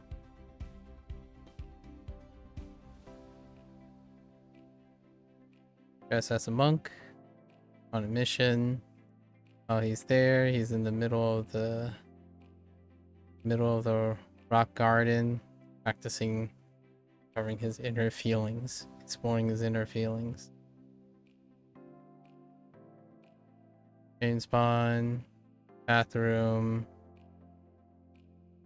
How does this work? Bathroom, helping out one of his co-workers who's getting married. Bride's order, wife's order. Pressing wife's orders.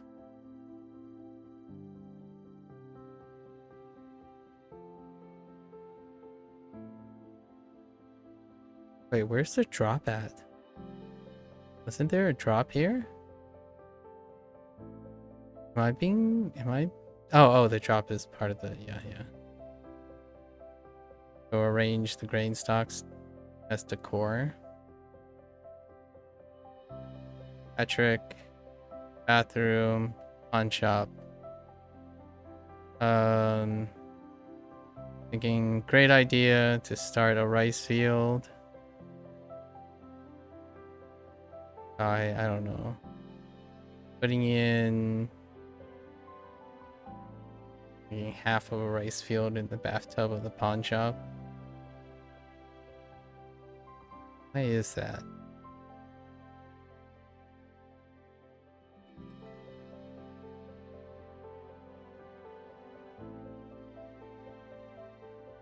Don't actually know why is that. Why was the side hustle? The side hustle.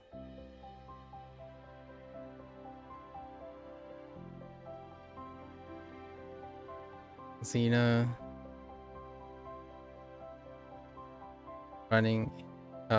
walking into the shop.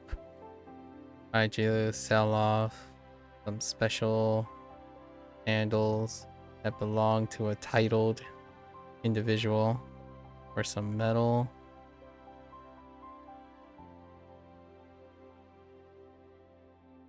For equipment.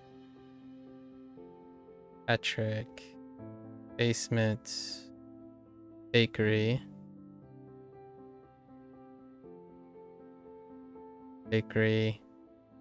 Yeah, it's this weird mouth guard.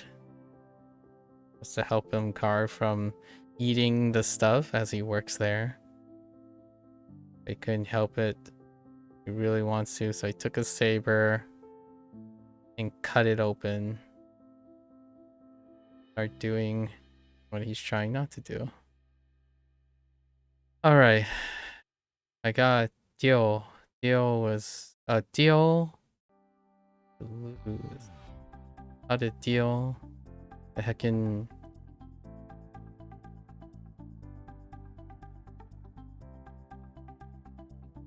deal.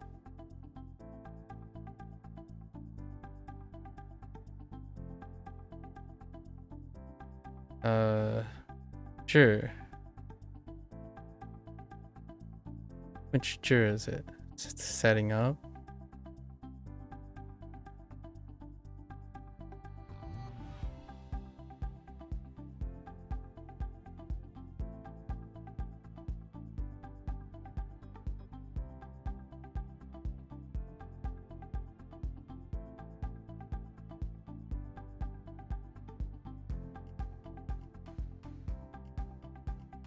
Mun. How did mun work? I mean, it kind of looks like mun, but a lot of things look like mun.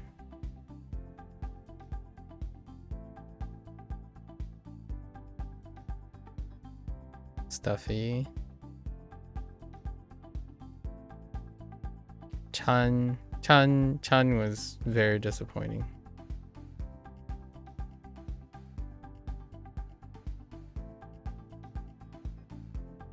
Anything else? Oh, you know, I started thinking about Sheng or She. I want to check out She. I still think Chang is pretty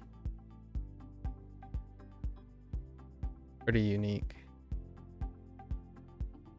D.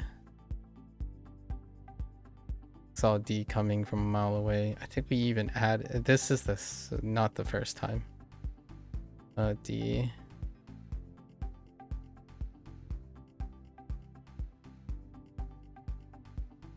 Not the first time. Enlighten.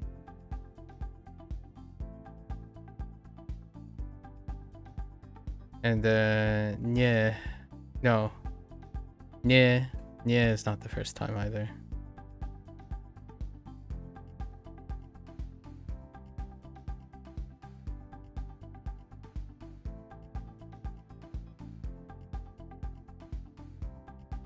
Inch.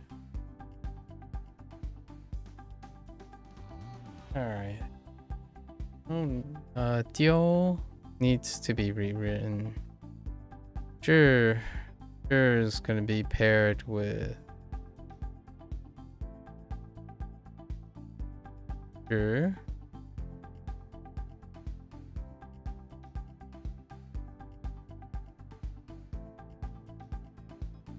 Value.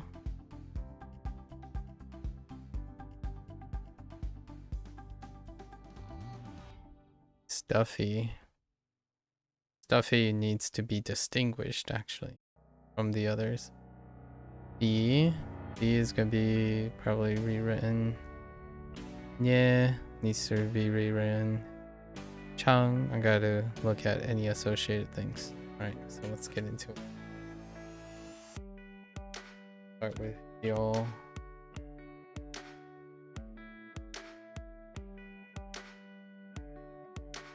I was off of a vocabulary word.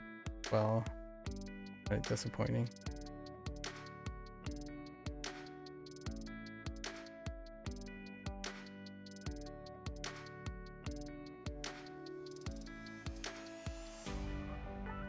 Is there anything on top? Nope, it's the only one. It's gonna end up becoming like a Diao D situation where it's gonna be so recognizably itself. I could tie it up with Wang. I don't know where the elbow is coming from.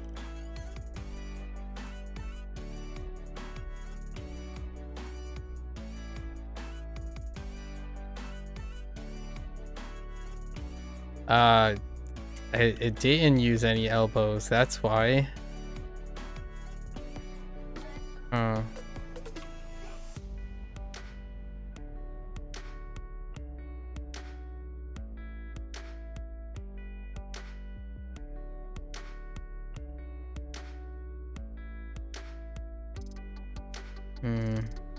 How do we factor in the elbow? The elbow is missing because it was and is missing.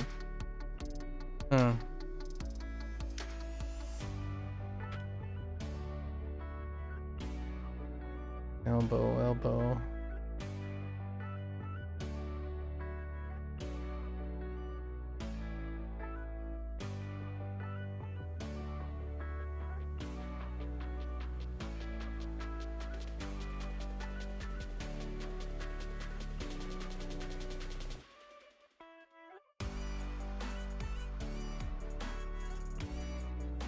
Be digging through the pile of elbow-shaped pastries. Ugh.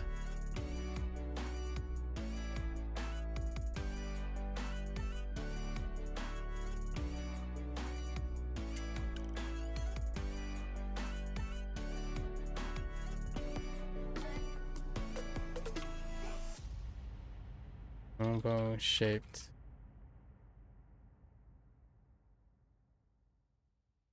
Pastries. Yeah, croissants are kinda like it. Oh, we'll go with that. It's supposed to be recognized. Here. Which two were we talking about? Setting up? Setting up is paired up. We're moving. Men. I believe men is the only men, and we don't have a vocab word for it. Awesome. And I think it's the only one. So Dr. Mario in front of the infirmary, in front of the saloon doors. Concerned with other people's heart condition. Oh, I did add that. Just with his kind heart. Helping in the local sick. To impress Princess Peach. He is with other people's heart condition.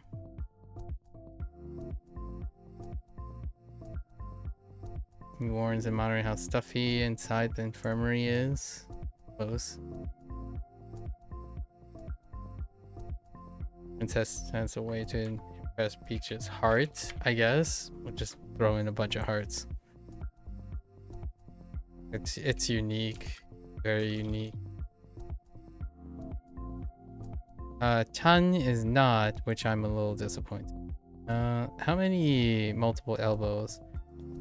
We have Chang. We do have Tan as well. Chang to Tan. I think that's a good tether. So we'll add the Tan tether. All right. D could be linked with enemy, maybe. Or oh no, I could have linked with the bamboo. The bamboo flute. We'll link it with bamboo flute. Okay. What about Nie? Nie is rip me into pieces. Oh, I linked it with Cha.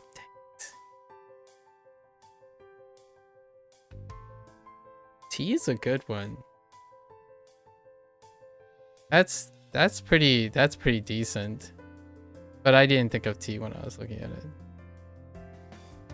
I think I was largely stuck at the soil and sun thing. What did I get? Oh, it was turf and sun. Alright, so let's do some active recall here. There's so many more today. Yeah, unfortunate. So Chang, we're going with Tan.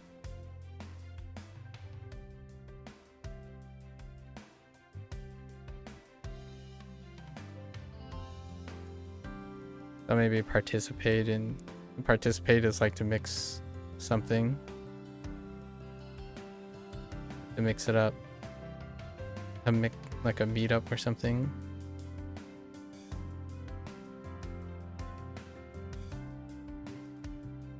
Yeah, we link up with Xiao.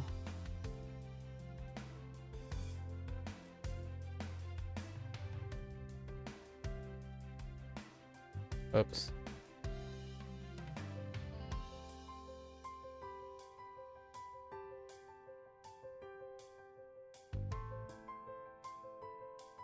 Not Xiao, Cha. Which is pinch too. Was it Cha Nie? Actually, I want to. Or is it Nie Cha? Oh no, they don't. They're not linked together. Oh, we'll use them, I suppose. I might have to add something. That's not good enough. D will be D. Will be D. Maybe not only learn the ways of the bamboo flute.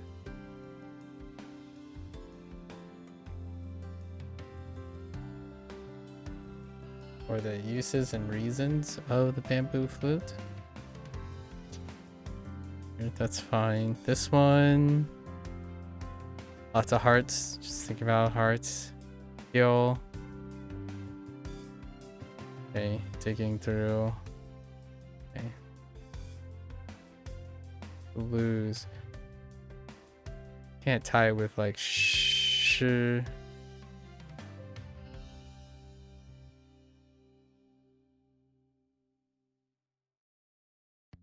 Maybe something like that he stole from the king.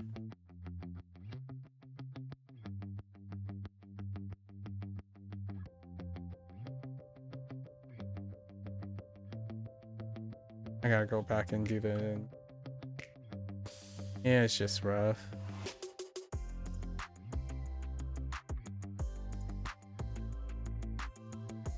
Oh, it was to generate solar power. Yeah, that's not gonna work. And under the sun? Dang it. I use like everything.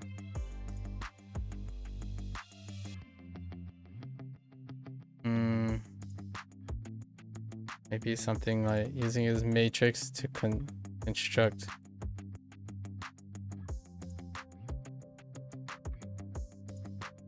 Without lifting a finger. Moved. I don't know, pinches of soil around to create a system to generate solar power.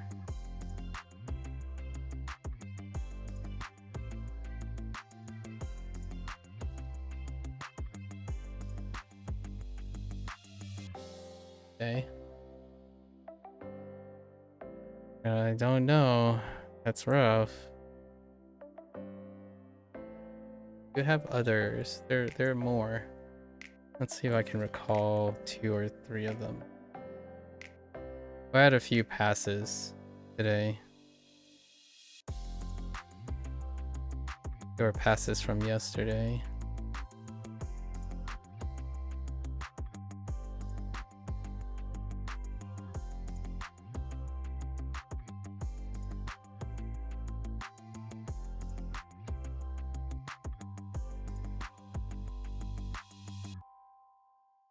Oh.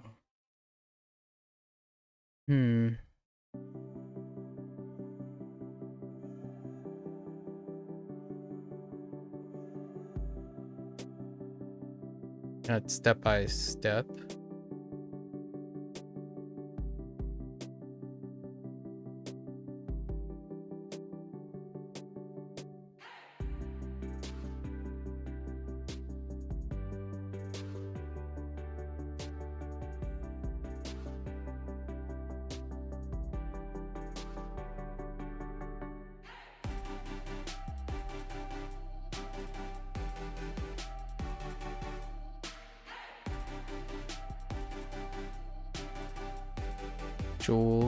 逐步 step by step.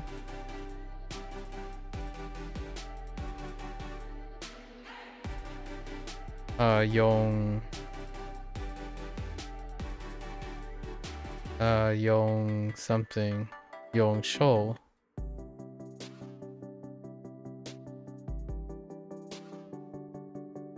no 寿 yeah 用寿 用寿 make sure it's not 用寿 but one of them deals with Yong.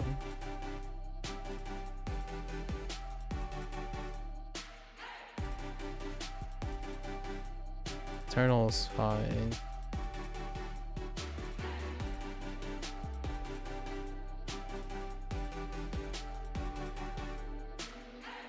Soft embrace. Yong.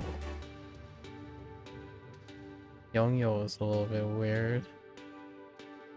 Yongyo. Yongyo is...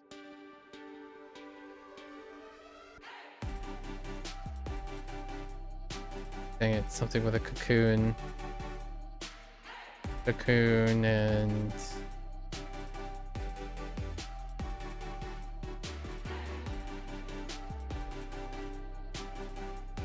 No. It was like... Oh no. It is a smoker and a lid. And a cocoon. So the cocoon is wedged in like something. It's not a smoker. It's a lid, then a cocoon, and the turkey. Yo.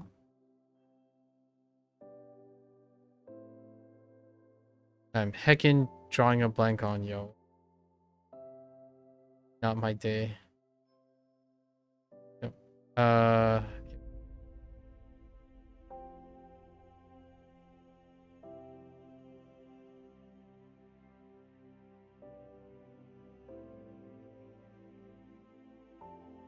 Half. And then the other half was something show.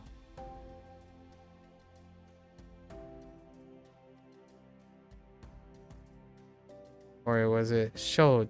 Oh no, there was a ja as well. Oh no, chanja, changja.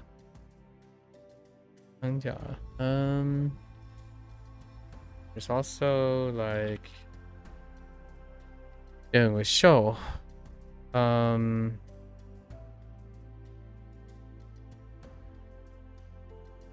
Meng show. Flower. Pretty sure it's crowned with a ground.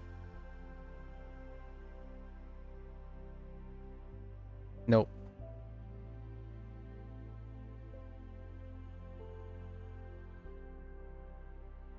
Nope. Dang it.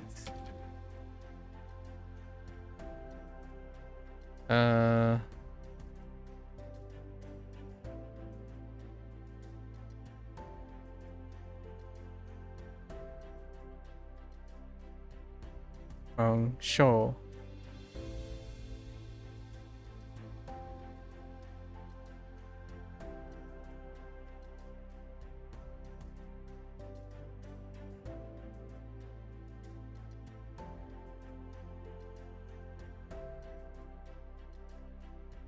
Suffer.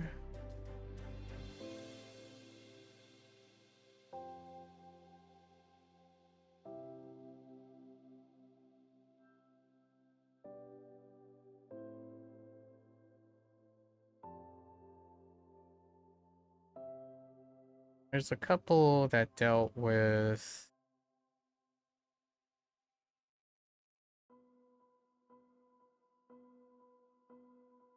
I'm gonna say it's Tway.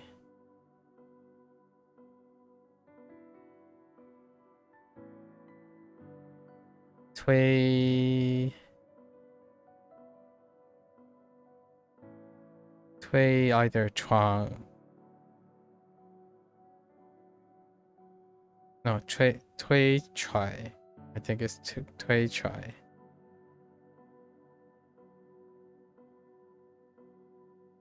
Nope, that's not the one. Let me make sure. No, it's not. Dang it. Oh, this is more like Tui Jian. Tui Jian is fine. Things would try as a little bit. Yeah, the finger in the prospector. We had try ce and try more try more.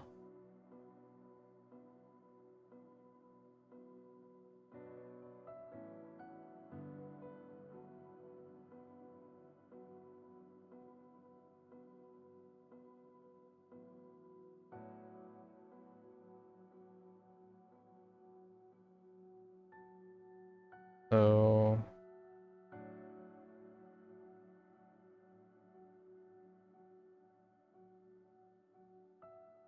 So this is speculate. And oh,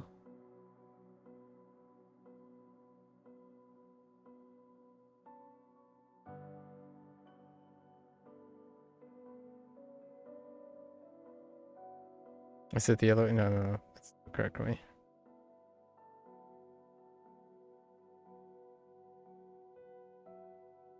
To figure out that's to speculate.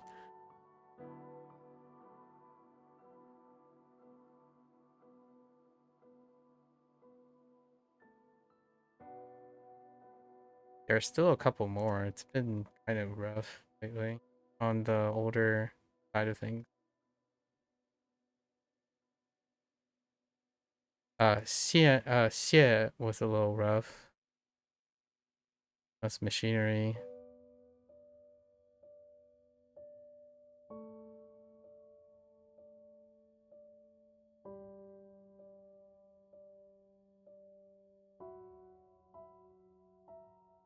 Xie is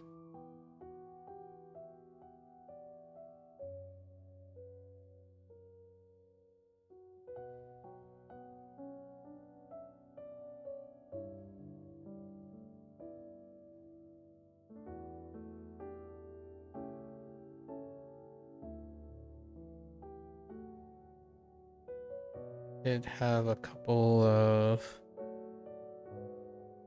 tone issues.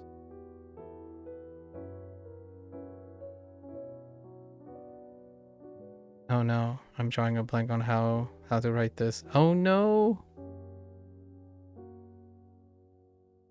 How do I write the character? Oh no! I'm adding an extra stroke somewhere. Hold up.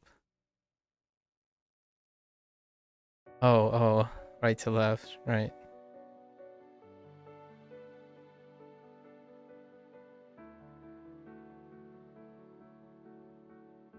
Whoops.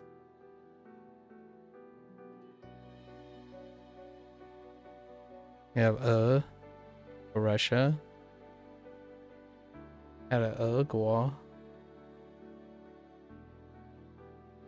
There's also An. Gang Yu An. Which An is it? I think it's the...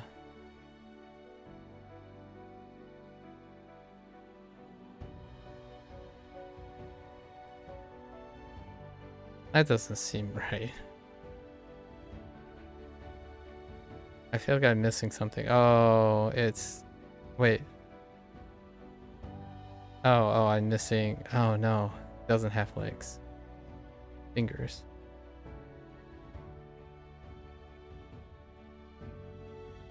On...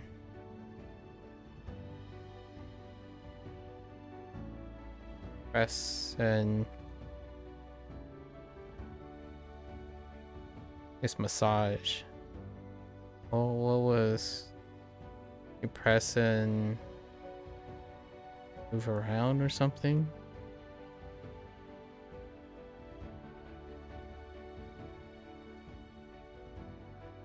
On... Oh, and beat. On... T. He is really tough. There's a goat. He is like there's earthworm or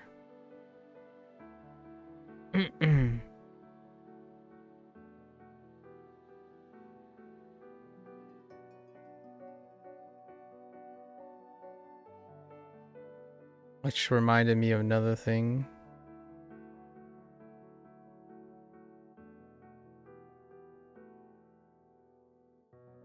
What the... Where is it? Is there that many G's? Holy.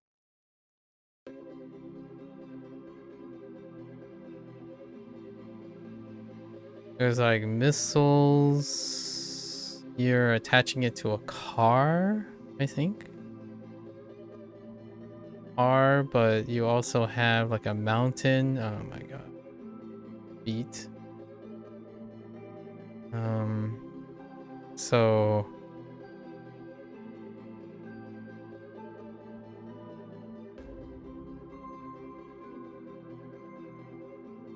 you have your weapon. Alright, your weapon. What do I do, weapon?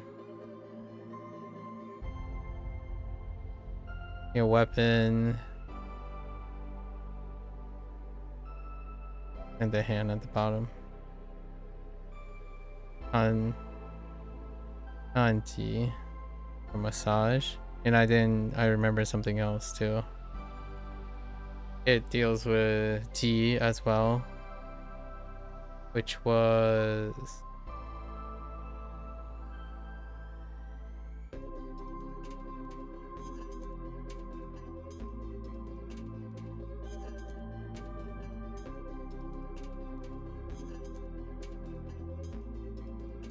I don't know what it is.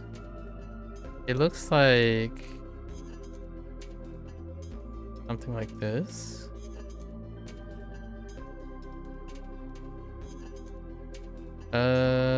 Oh no.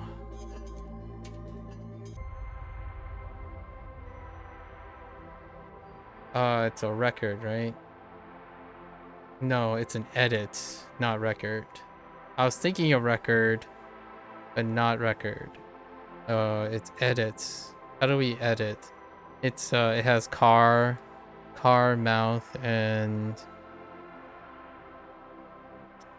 I'm gonna say shellfish.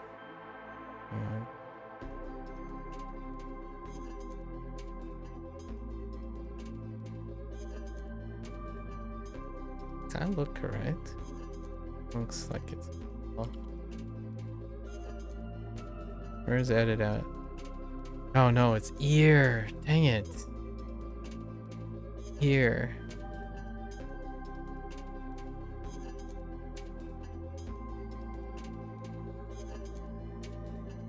And what was this linked up with?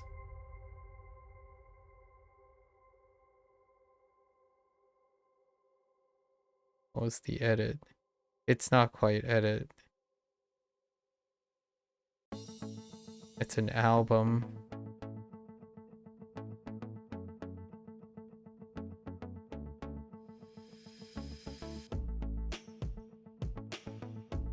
Some sort of album. Like maybe, oh,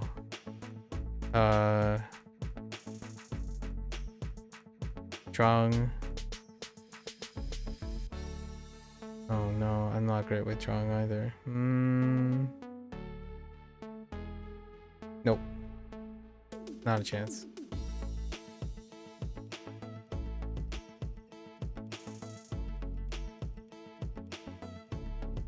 Like a field with a caliper. I'm gonna say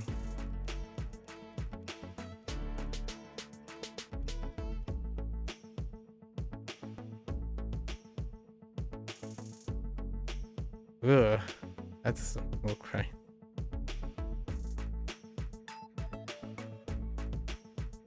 Oh, it's a wait. I think the stroke order is a little off. Oh, okay, that's because I missed 2 strokes.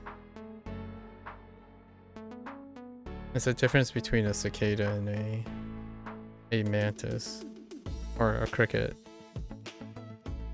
So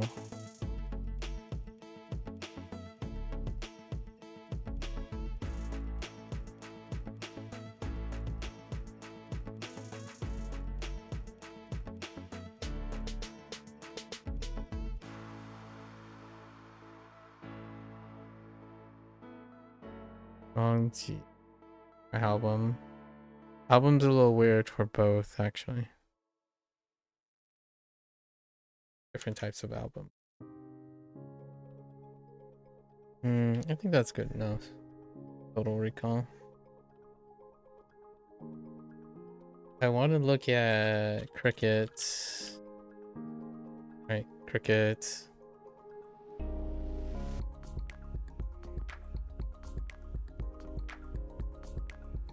And then Mantis is...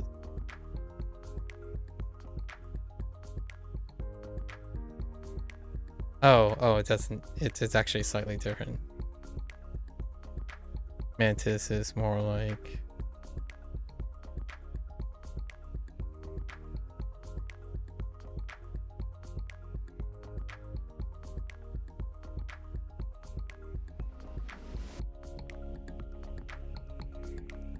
Or not Mantis,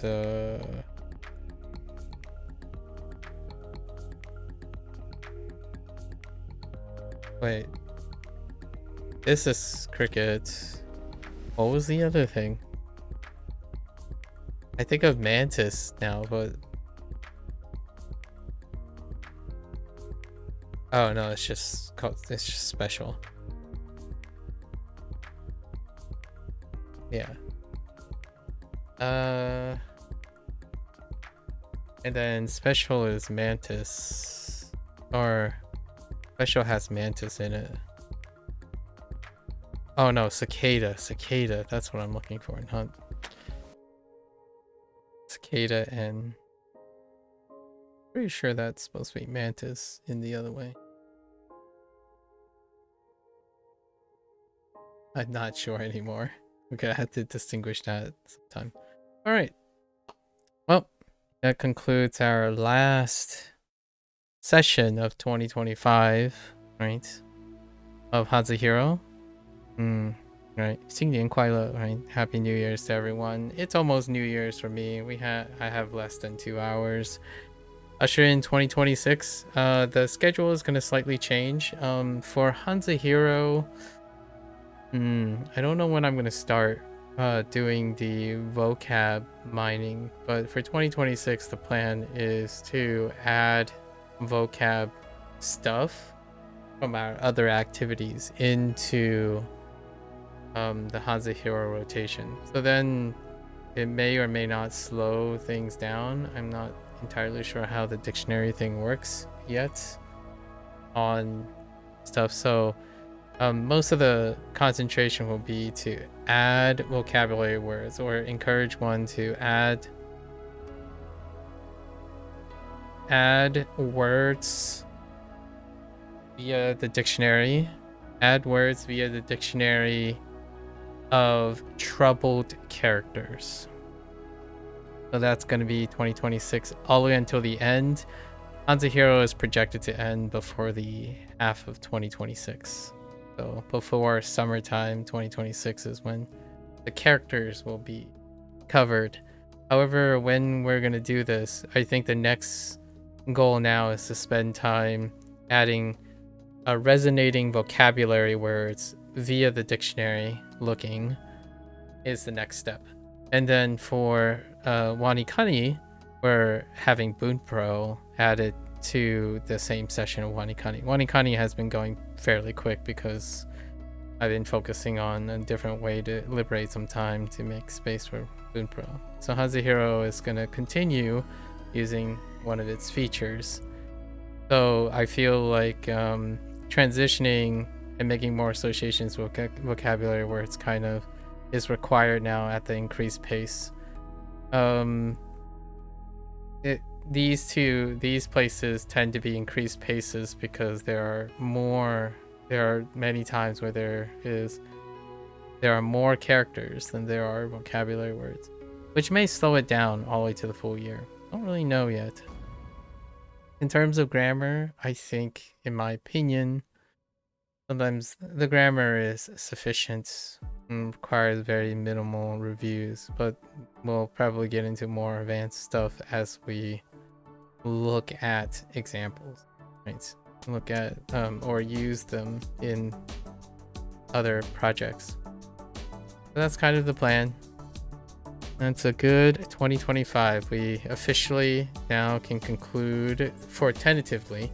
I'm not gonna do a write-up for the year, like the anniversary of Wanikani and HanziHero. We're gonna do the same deal every 100 days, so it'll be reflected in day 400, which is, we still got like 1.5 months left. until the 400 day. Meanwhile, we'll probably end up playing a game in Chinese and Japanese, the same game actually, in February, while January is going to be used to normalize Boon Pro to the schedule.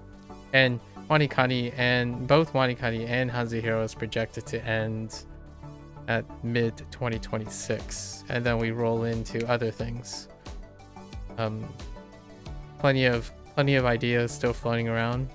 I might actually take like some break, like a 1 or 2 break, and break as in break from learning, more spend the time practicing instead. So those, like for example, HanziHero has been every day. Wanikani is less troublesome because it's like front loaded in burst. And we're doing like double the volume on HanziHero.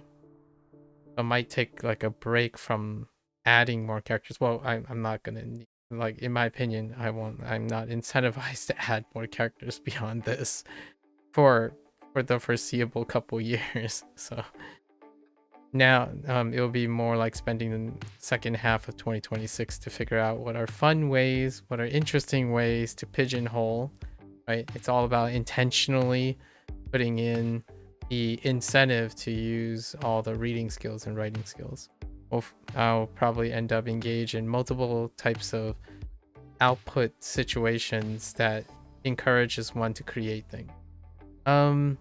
Whether, like, for me, I don't think I'm gonna prioritize what most other people prioritize. To me, I don't think it's a natural way of learning.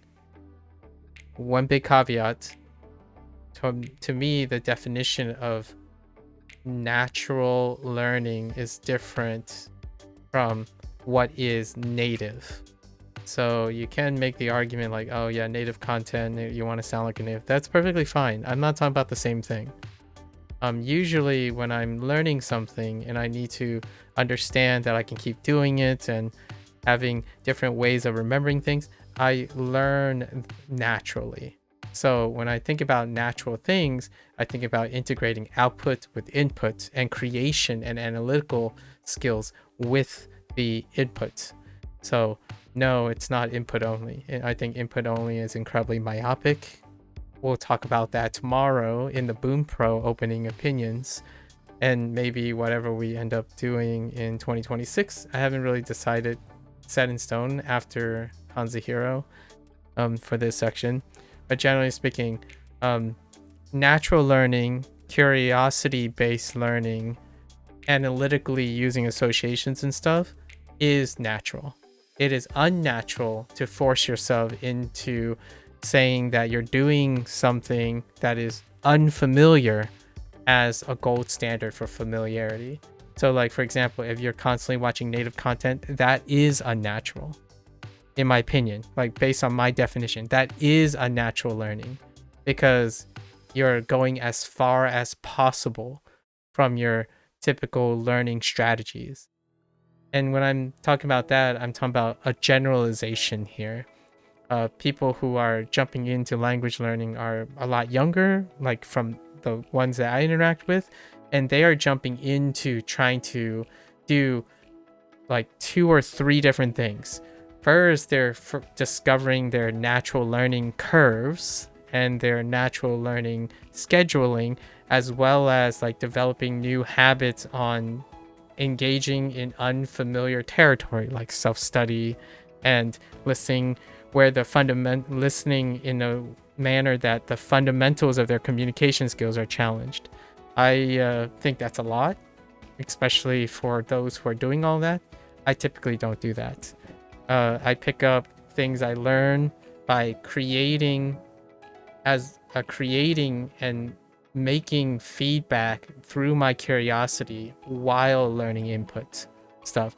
So yes, I get explanations here and there, but it's taking those explanations immediately, using them, analyzing them, and then associating them with the current things that I have. So I am not completely 100% forcing myself to learn unnaturally. Unnatural learning is anything you're unfamiliar with. Just because the content is native, that's natural, native examples. But they often do not take into consideration whether doing that is natural part of learning. So like for the person has to develop those habits. If you're struggling with balancing like how to remember things and whatnot, then it's more like juggling 2 or 3 different fundamental things. Schedule is really big one that rarely is ever talked about. Something that is off schedule that you have to do is going to feel unnatural, regardless of if the native content is native or not. It's content independent. Scheduling, keeping consistent is going to feel unnatural because you haven't done it. And that's, in my opinion, going to cloud whether you like the content or the content is native or the content is unnatural or it's off-putting. Scheduling will cloud that, like it will take front stage because you can't stay consistent. That will become a problem that overshadows everything, in my opinion. And then the other one is using methods, learning new skills of learning. The more deficient you are in deficient skill learning, it doesn't really matter how much you immerse or prioritize native content or talking to other person, you have no skills in learning. You have to learn those skills. Like when you go to a teacher, like you hire a teacher, do you have the skills to learn from a teacher? It's a two-way problem. Like the teacher could be incredibly skilled and yet they could teach you nothing because you have no capacity to understand that or do additional self-study. That thing will become like very central to this, because immersion doesn't have feedback, it's self-study.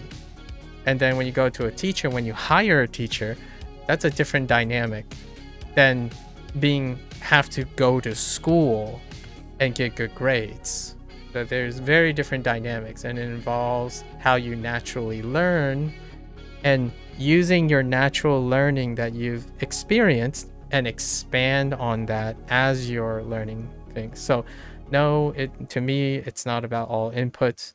All input is assuming you can already do all the outputs, take outputs, and then feed them back to inputs. Like there's so many things that are assumed that people have.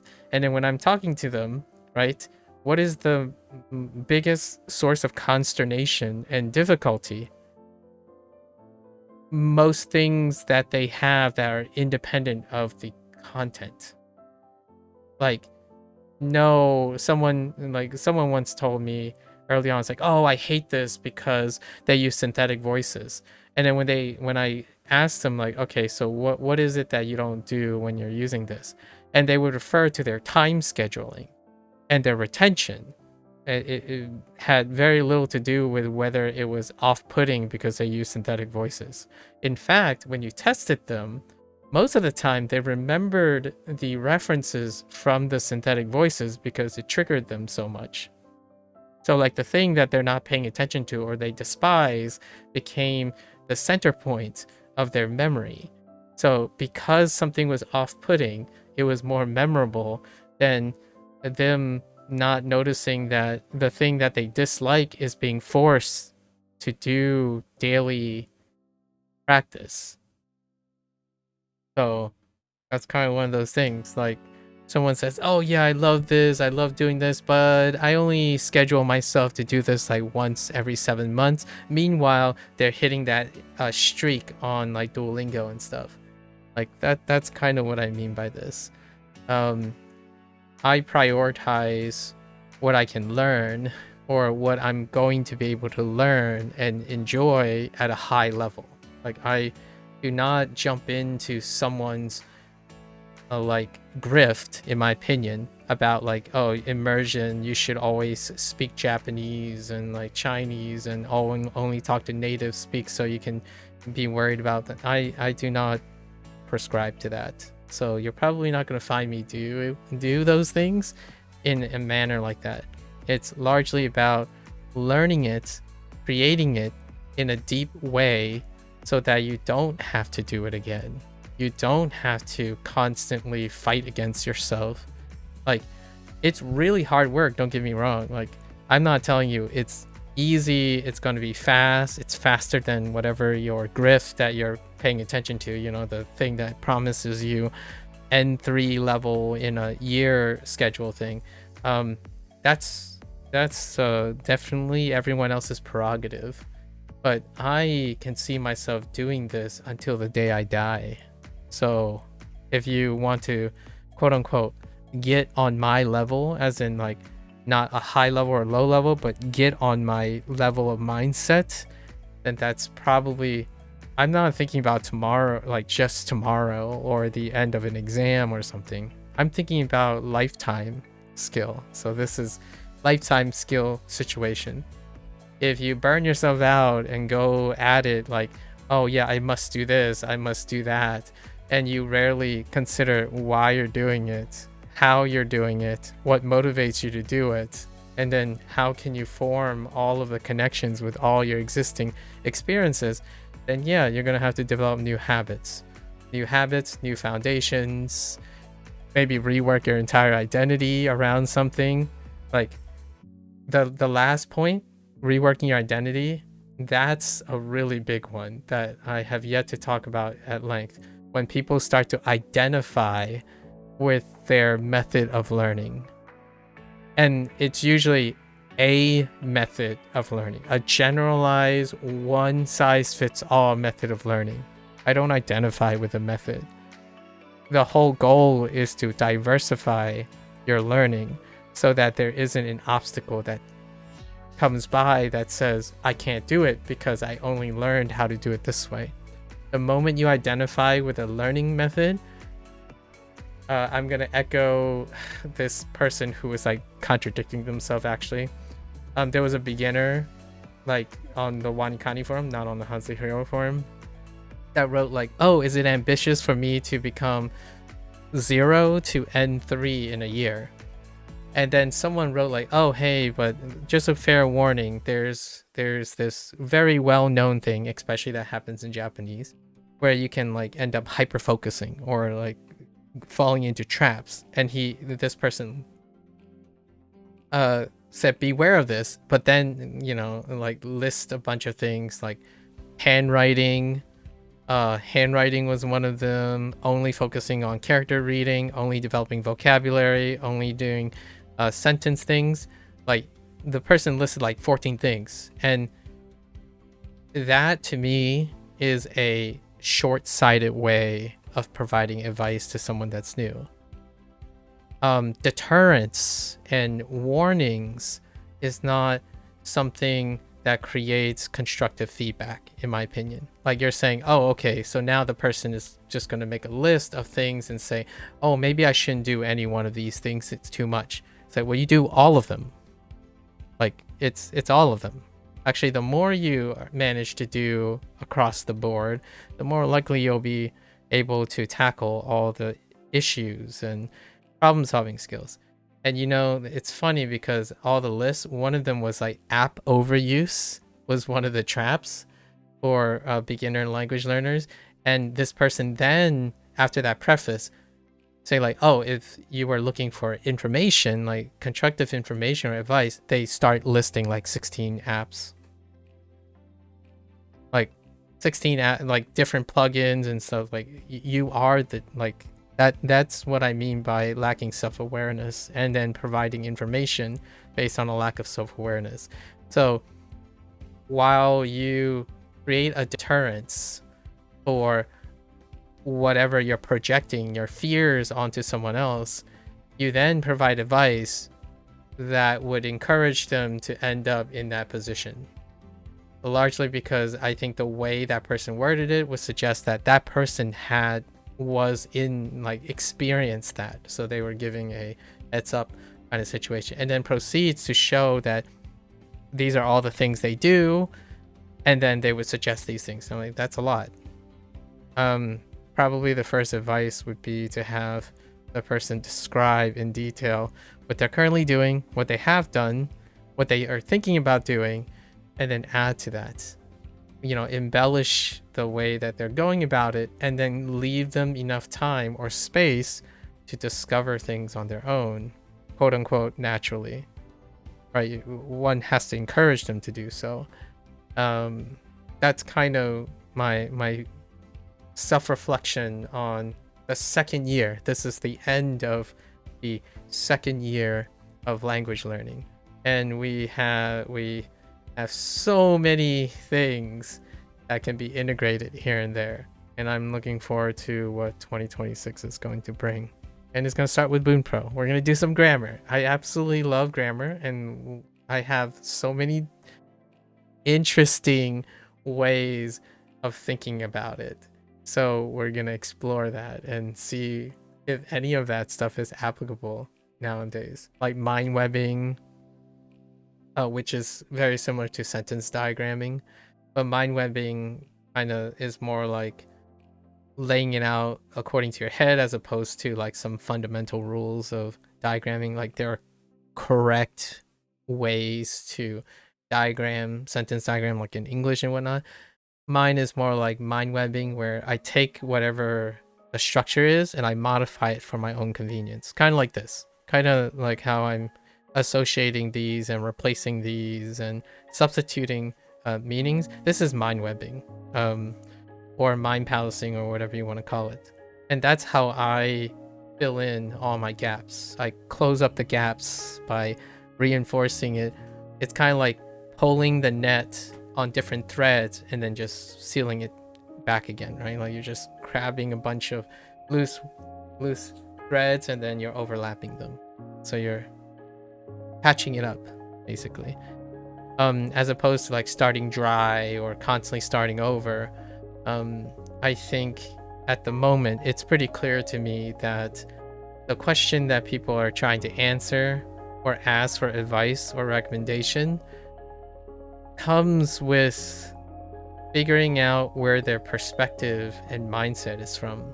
Largely because no matter how efficient, native, feature-rich the content is, or how comprehensive, not comprehensible, comprehensive the one-stop shop or tools are, compartmentalization is king in the internet world, in a post-internet world.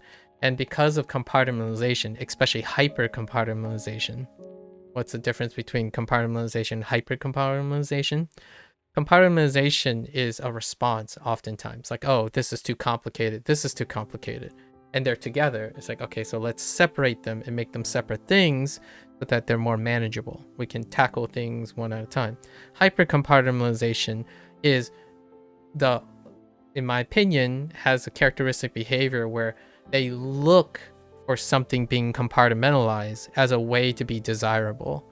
So like you're focusing on having tools separate things for you.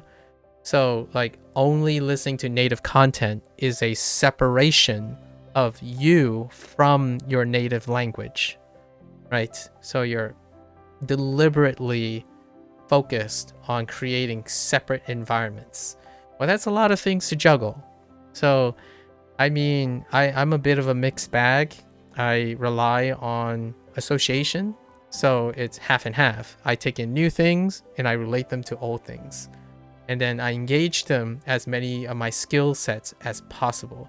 Not remove as many skill sets as possible with a existing thing in order to completely, quote unquote, immerse in something. It's legitimately, if I had to give a hot take, I'm legitimately doing opposite of what people believe is ideal. Like, to immerse in things is to break the fourth wall. The most I've ever learned in my life, the greatest volume that creates significance and staying power is if I break the fourth wall. If I immerse in something, I will, in my opinion, I will more likely develop gaps, hyper focus on things, miss things, right? Like those are the gaps, but missing things in observation, get stuck in my own echo chamber, burnout, and then have this vicious cycle of trusting but not trusting the process. More on that in the future. But I think immersion is the antithesis of deep thinking. To me, personally, very hot. I know, very hot take. If you're immersed in looking at your flashcards, you will not think outside those flashcards. Like, and you might be thinking, well, immersion don't use flashcards. Like, okay, well, if you're immersed in the anime, then you don't make connections between two anime. You don't make the connections between anime and the manga because all you care about is immersing in the one thing. Now, I'm not saying everyone does this. I'm talking about those who have a different, maybe perhaps a misled or misguided way of understanding how, in my opinion, memory and learning works. Is the idea that maybe they took it to an extreme, too much of an extreme, where like, oh, sentence mining can never be related to graded reading, and graded reading can never be associated with the way you talk to someone. It's finding the connections between all those things, how you can use one thing to support another thing, and both of them combined is what creates, in my opinion, immersive learning, not immersive content. Like, I get really, if I had a pet peeve right now, especially from Japanese language learners, is that they choose to define what is immersion by how quote unquote real the learning is. Learning is real. Native content is not real learning. Like, it can be. It doesn't guarantee that is real learning. Sorry, I misspoke a little bit. Real learning happens when you are immersively learning, as in deep processing with the content you are consuming. Thinking that it is coming from a native source and you're like talking to someone who's a native speaker or going to Japan doesn't mean you're going to learn the thing. Like, immersing yourself in something, like immersing yourself in a content does not guarantee active learning.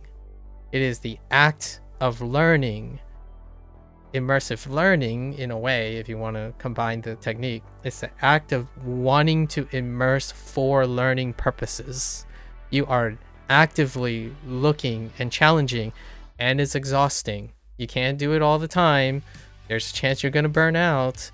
Those are all the consequences of being learning from immersion. So learning in the act of immersing in a content. That's immersive learning. Immersing yourself with native content, that's not learning. Like, in my opinion, that does not guarantee learning. You can move to Japan and then come back 4 years to your native country and still retain nothing about the language. Like, you can literally go to a country and rely completely on what you've already known and learn nothing from that country. It is very possible. It's even more possible the older you get, the more you're an adult, because your adult mind is very disciplined. It can effectively compartmentalize all these things. Like, a very short example would be if you're not actively learning. I don't like using the word immersion because people have overused it and they generalized it to some archetype. When you're not actively learning, it's like the same of getting something wrong, and then immediately when it comes back 10 seconds later, you don't remember it. Like, because you didn't learn anything, you didn't look at it, you didn't even know why it's wrong. Most of, like, I think 99%, not 99, but more than 50% of the time, you're trying to figure out what is it that makes it makes it not memorable, or what is it that makes it memorable. You're comparing and contrasting and deep processing about the instance of the thing that happened. Immersion, quote unquote, immersing in native content, gives you all the excuse, in my opinion. It might even promote, quote unquote, a bad habit of skimming, like not caring every word is important, only grasping things repeatedly, disproportionately. Like, for example, you're going to hear Ohayo a lot of times. So that's going to draw your attention over and over again. Ohayo, Ohayo this, Ohayo that, and then everything around it will be blurred. What does that, if you want to know an example in kanji or Hanzi, is when you look at a character and you look at another similar character and you've seen them over and over again, and then when someone asks you what is the difference between this character and the other character off the top of your head, you're going to say, well, they kind of look the same, so I don't really know how they're different. When I see it, I'll know that they're different. Yeah, that's the difference between immersive learning and the thing, in my opinion, that the last 2 years have taught, at least exposed me to. Most people passively learn. They kind of like get a general idea of things, and then they look at it and they recognize it. Oh, that's what it is. And it's like, yeah, but you didn't learn it. You're like, well, it looks like that. And I'm like, okay, can you describe more about it? Like, what does it mean? What could it mean? What are the things that makes you think that that's what it means? Like, well, it kind of just looks like that. Like, okay, that's memorization and recognition. That's one of the lowest level of thinking that you can do. And then in the future, when you want to go do that stuff, sure, it'll still be sufficient. So we're not talking about like you'll fail. There's no failing in self-study, in my opinion, if the person reaches their sufficient goals. If they're looking for idealism goals, sorry, I'm not one to help with idealistic things like learning all the kanji in like learning 2,000 kanji in 6 months. I'm not that kind of person, so I'm not making commentary on people who drive their motivation based on goals only. Process-oriented things. If you look at something and you get it wrong, you're going to try to do it again the same way and expect a different result. If you do, memorization, repetition, that's all you got. Memorization, repetition, and recognition, right? It requires a trigger, it requires a cue. I'm not here to, like, I prefer to sacrifice, quote unquote, sacrifice efficiency about, like, oh, having to sound native or having to always sound natural, that kind of thing. I'm willing to sacrifice some of that in order to know that when I'm learning something, I'm also outputting and creating in the process. So for me, I'm doing things as well as learning things. I'm learning and then I'm understanding immediately by doing them. And if they're inaccurate, the more I repeat that as I'm going, the more meaningful all those changes and those things happen. Correcting a bad habit is when you've done something so long without your awareness that it becomes innate.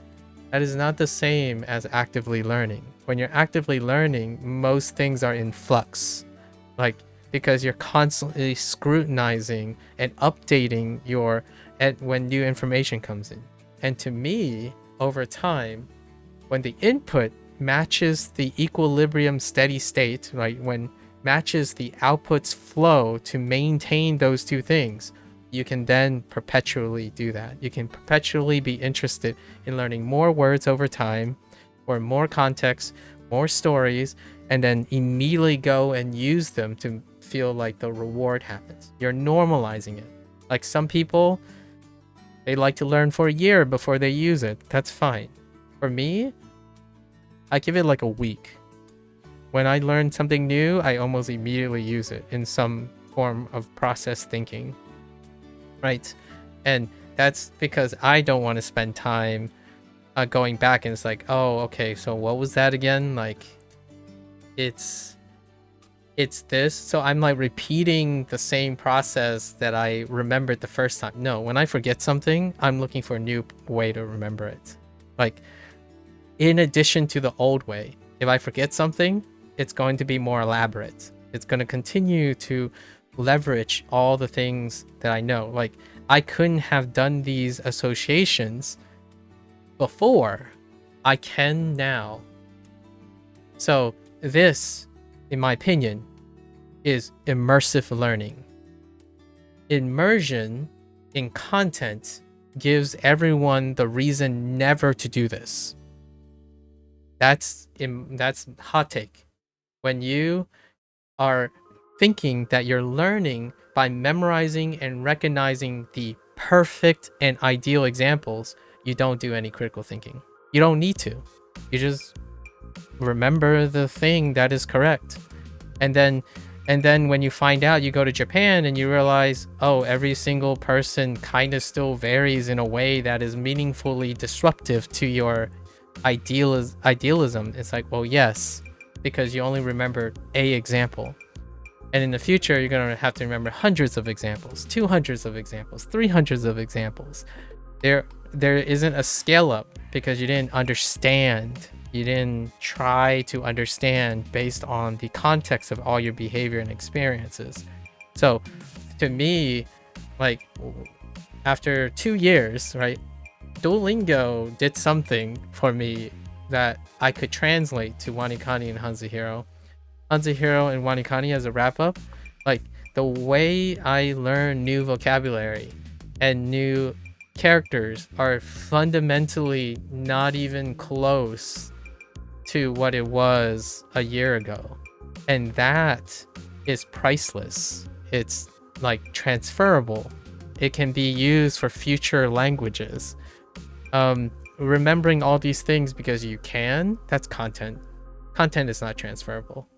Your comprehension and understanding of how you're learning and immersively learning things is how you're going to get faster in the future, how you can be encouraged to do it all again. So if it feels like you're starting over every time, you're like, I could start Chinese.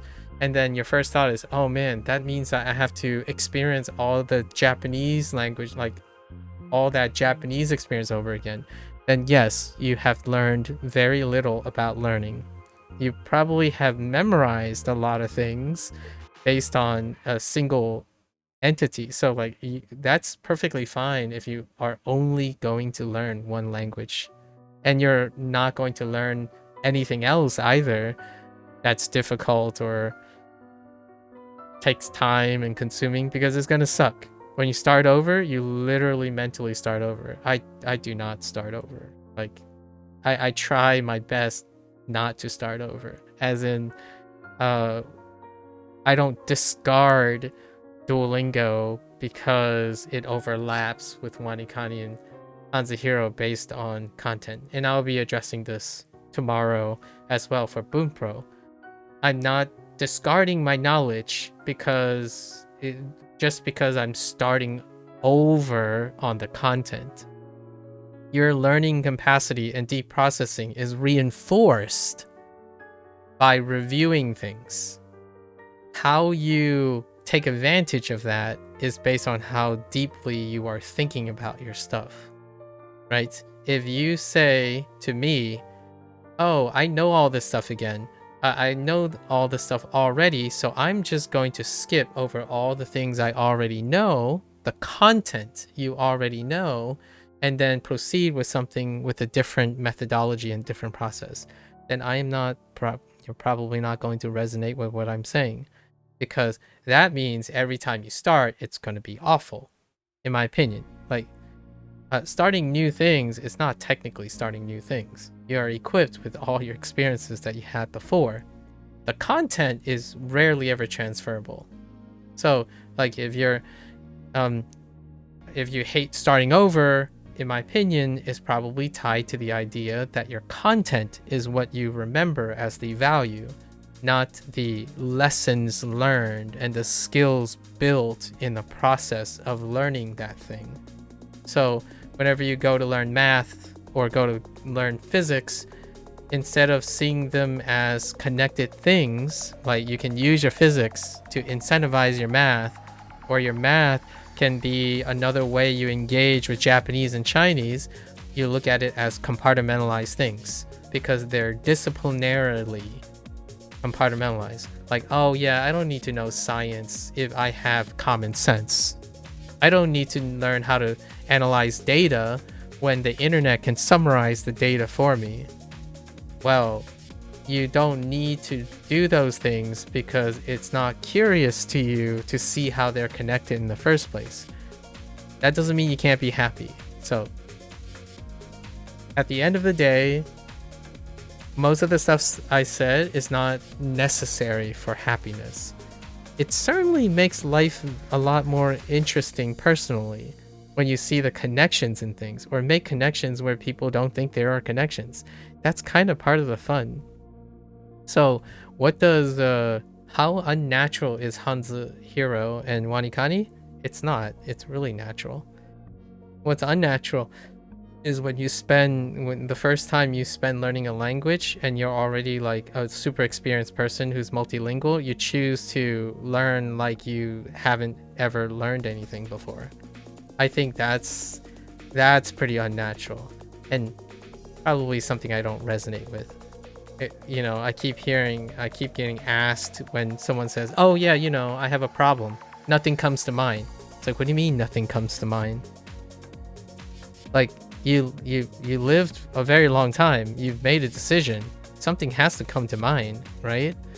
Like, no, you get a lot of these situations where like, oh, that doesn't look like anything I've ever seen. I'm like, are you sure about that?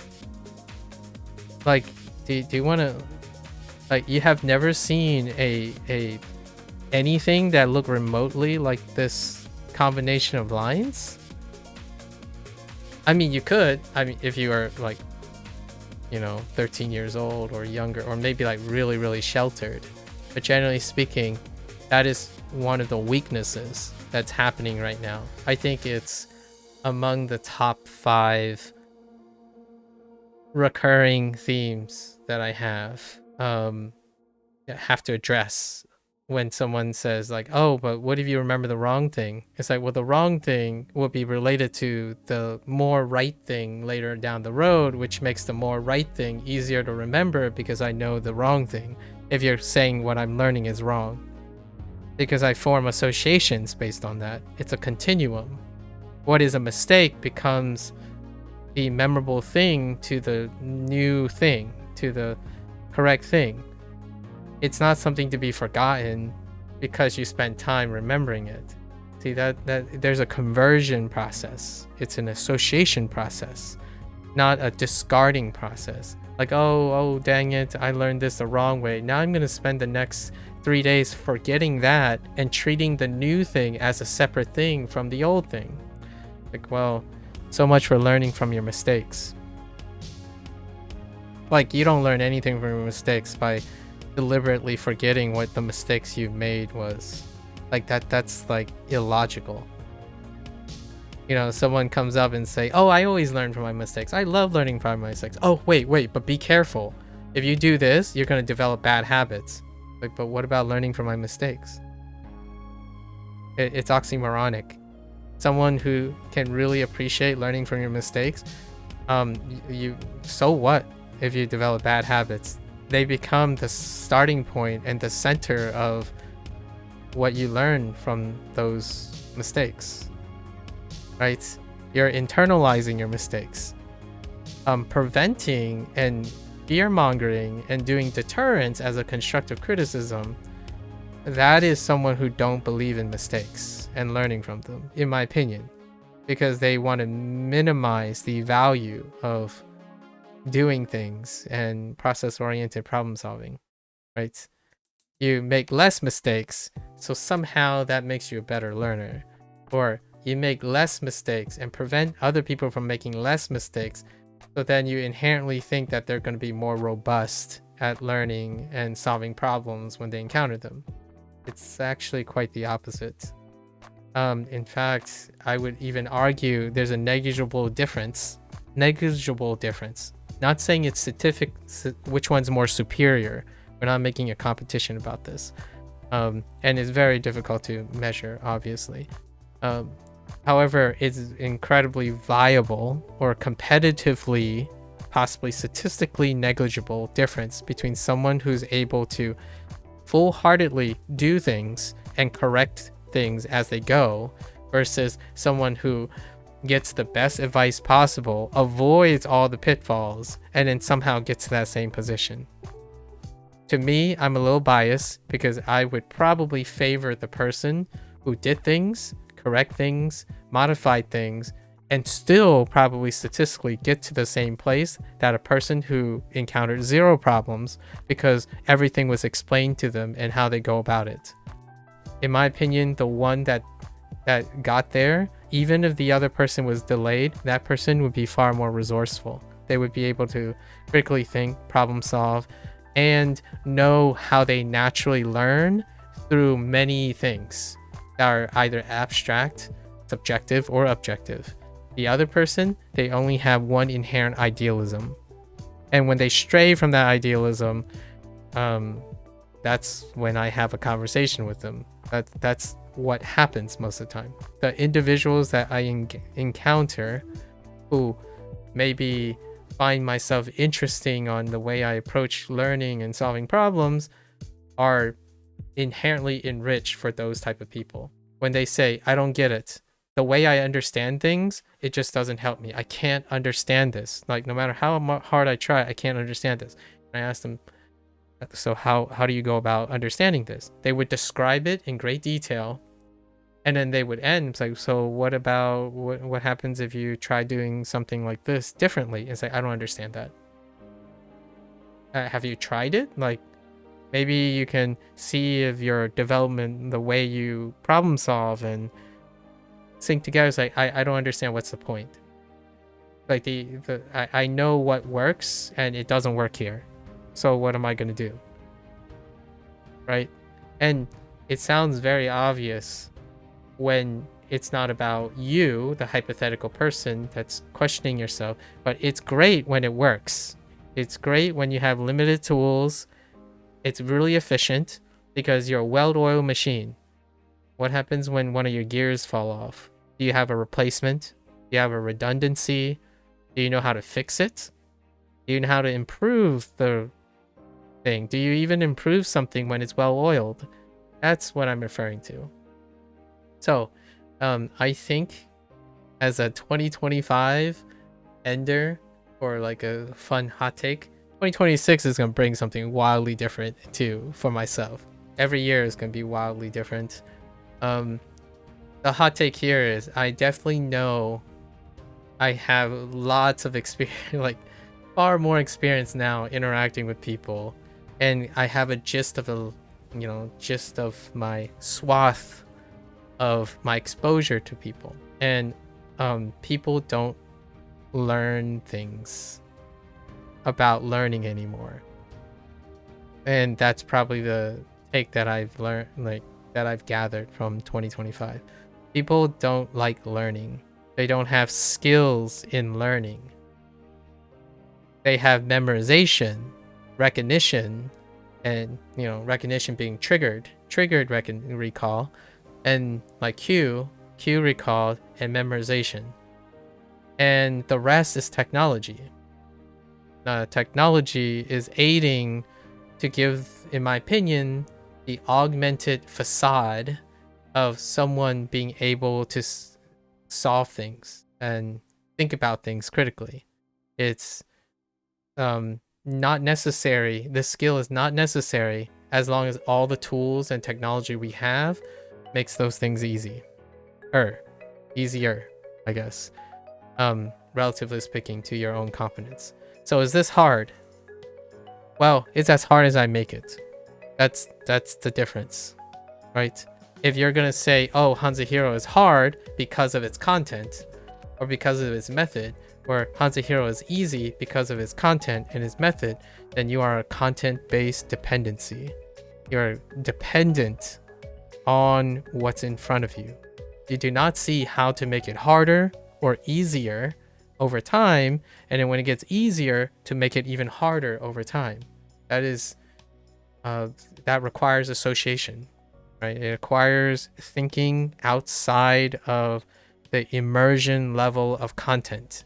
When you are immersed in an anime, you can only think within the anime, in my opinion. When you break the fourth wall, then that's a different story. And yes, there's a con to it. It means you're not actively like absorbed in the anime, but there are different ways to immersively be interested in an anime. Like when I watch an MCU movie, I watch it all at the same time of recalling all of the previous MCU stuff. When I'm learning a new lesson, the way I encode, right, becomes more and more dynamic. It becomes more and more complicated, layered, and I still achieve that with similar time. More things are happening at once. You are expected to grow when you're learning something.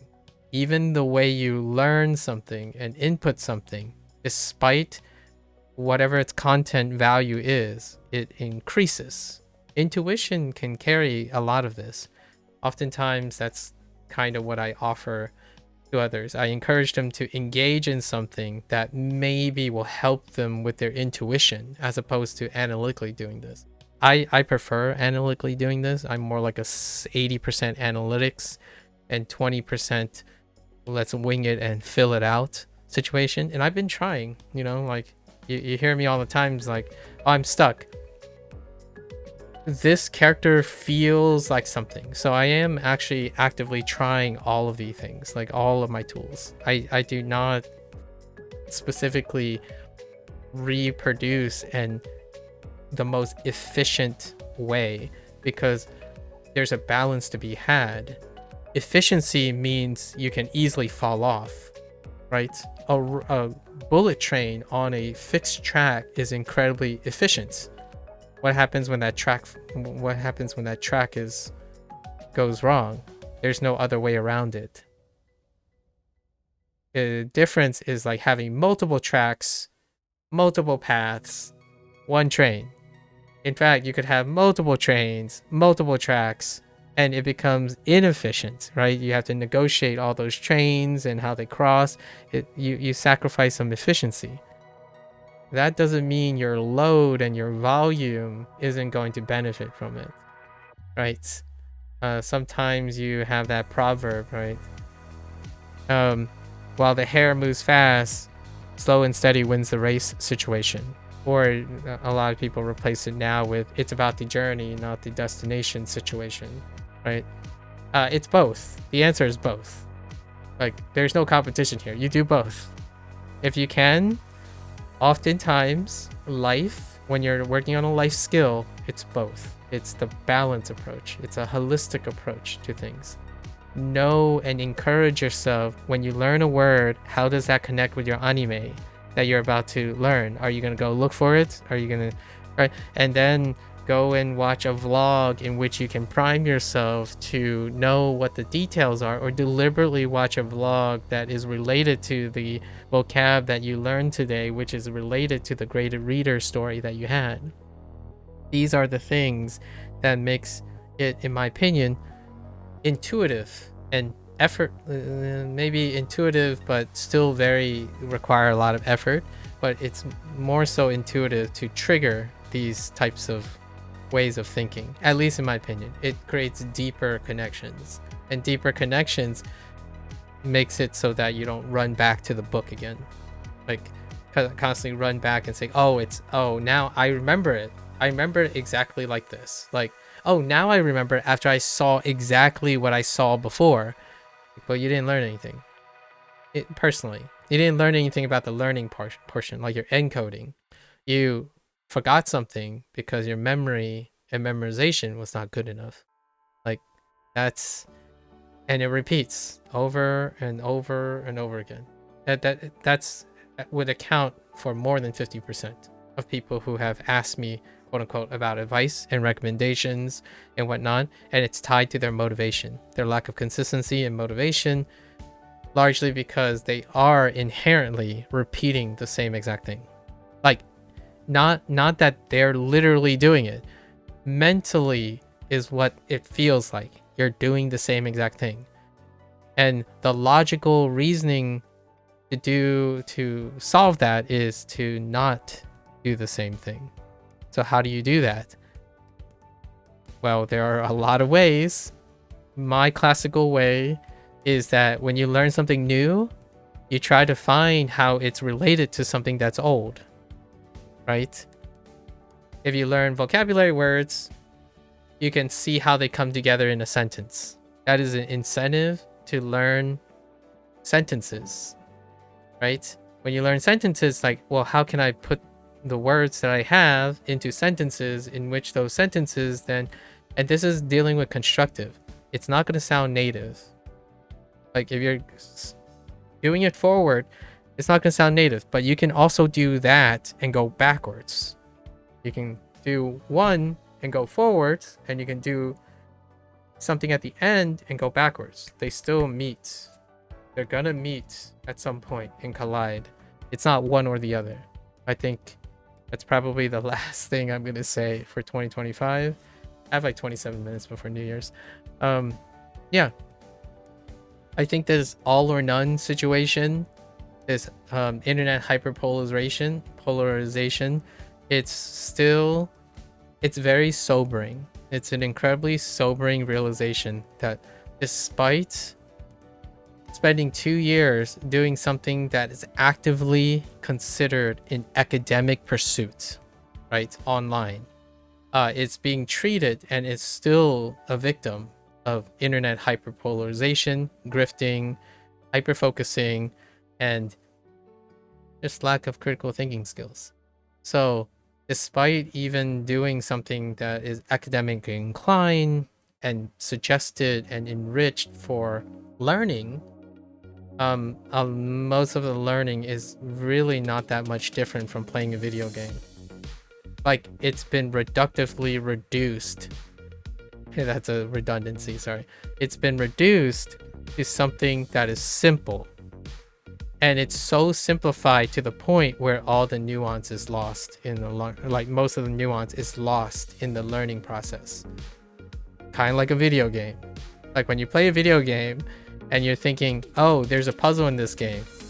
All right, I'm going to start by systematically using and interacting with all the possible combinations until I get the right combination. That is, in my opinion, how the vast majority of people learn a language. And it's not bad or good as long as that person is successful, right? If that person is able to do that for extended amount of time and they are able to achieve their goal, that's great. I don't usually interact with those people. Like, those people come and go. They'll tell me how they're successful and then tell me how I'm doing something wrong because they only did it one way, usually. Their way, the successful way, and then they would leave, and that's fine. Like, they're pretty cool. The people who stay or talk at longer lengths tend to be individuals who prescribed to that mindset where there's one way or the highway, there's one focus. Like, it's basically the person who said all those pitfalls, see all those things as pitfalls. I see all those things as connected things together. So if you deter someone from saying, oh, don't do this, don't do that, don't do this, then they only have one choice, your choice, the choice that you're projecting. And that, to me, means that that person is either going to fail gloriously or succeed gloriously. And then you have a follower, right? Any other of those people, I usually encounter them instead. Those people who sit there and say, well, you know, I tried this like 3 years ago. How do you stay consistent after 2 years, and despite using 2 things that some people think is very mediocre? And how can you do that? How can you do the same thing for like a year straight without batting an eye? It's like, well, unfortunately or fortunately, what I can tell you is I'm not doing the same thing day in and day out. Like, what goes on in here takes a really long time to depict. I try my best here every so often to demonstrate how learning and thinking has changed rapidly. And rapidly meaning like 100 days. I can only try to summarize these things every 100 days. If I'm summarizing every single day, I would literally run out of time. So that's not even feasible for me. Every 100 days or so, it can be very obvious to demonstrate how much has changed in 100 days.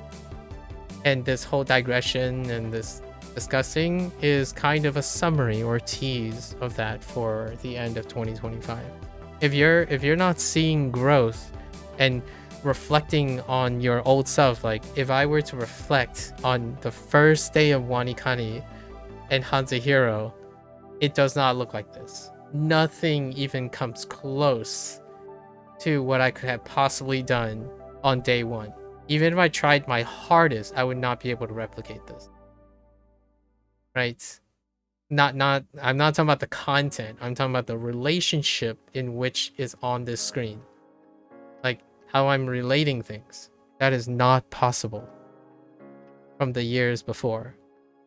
And I'm still using the same content. So when you come, when somebody comes at me and say, oh, you should try native content next time. It's like, I will at some point. Like there are so many interesting things to do and we'll get there, right? There's no rush. Like the concern a lot of times people keep projecting onto me is like, oh, but if you don't start native content soon, then you'll hate language learning and you'll quit and you'll know that you wasted all your time. It's like, I haven't wasted a single time in my moment. Like I don't know if you understand, but whenever you're learning something, it really doesn't, in my opinion, it really doesn't matter what you're learning, because if you make learning interesting and curious, there isn't a dependency on the quality or the specific thing of the content. You are specifically curious at evaluating how you interact with the content. Like, oh, I'm not going to watch that movie, it's not interesting. Despite it being like best picture of 2025, you're just going to be like, it's not interesting because I know the content and the content is not interesting to me. That is a lack of curiosity. Lack of curiosity is not always, but strongly correlated with a lack of problem solving skills, critical thinking skills, or genuine like deep processing and deep thinking. You are usually, when someone, in my opinion, is a deep processor, a curious person, they have to negotiate how they spend their time because there's too many interesting things, not a lack of interesting things. And that is the greatest contrast in the last 2 years of interacting with random language learners. They talk like they don't have enough interesting things. Like there isn't enough things that work or spark their interest.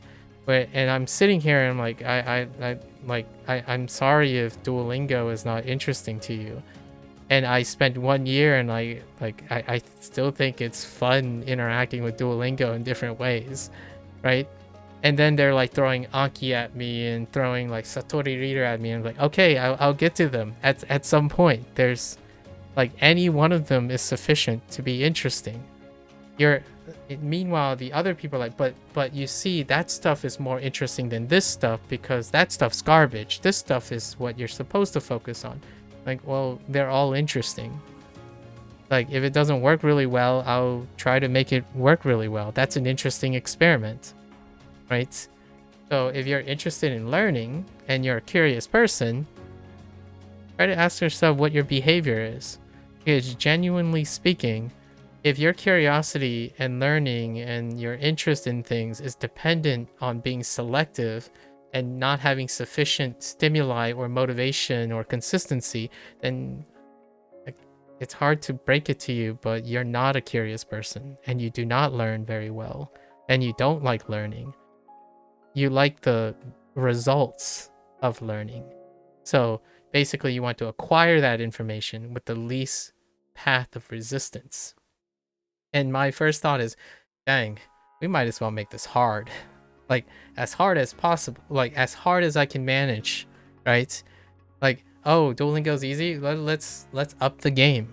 I mean, it's not like we have to be constrained to Duolingo. Like when you're using Duolingo, you don't have to do exactly what Duolingo wants you to do.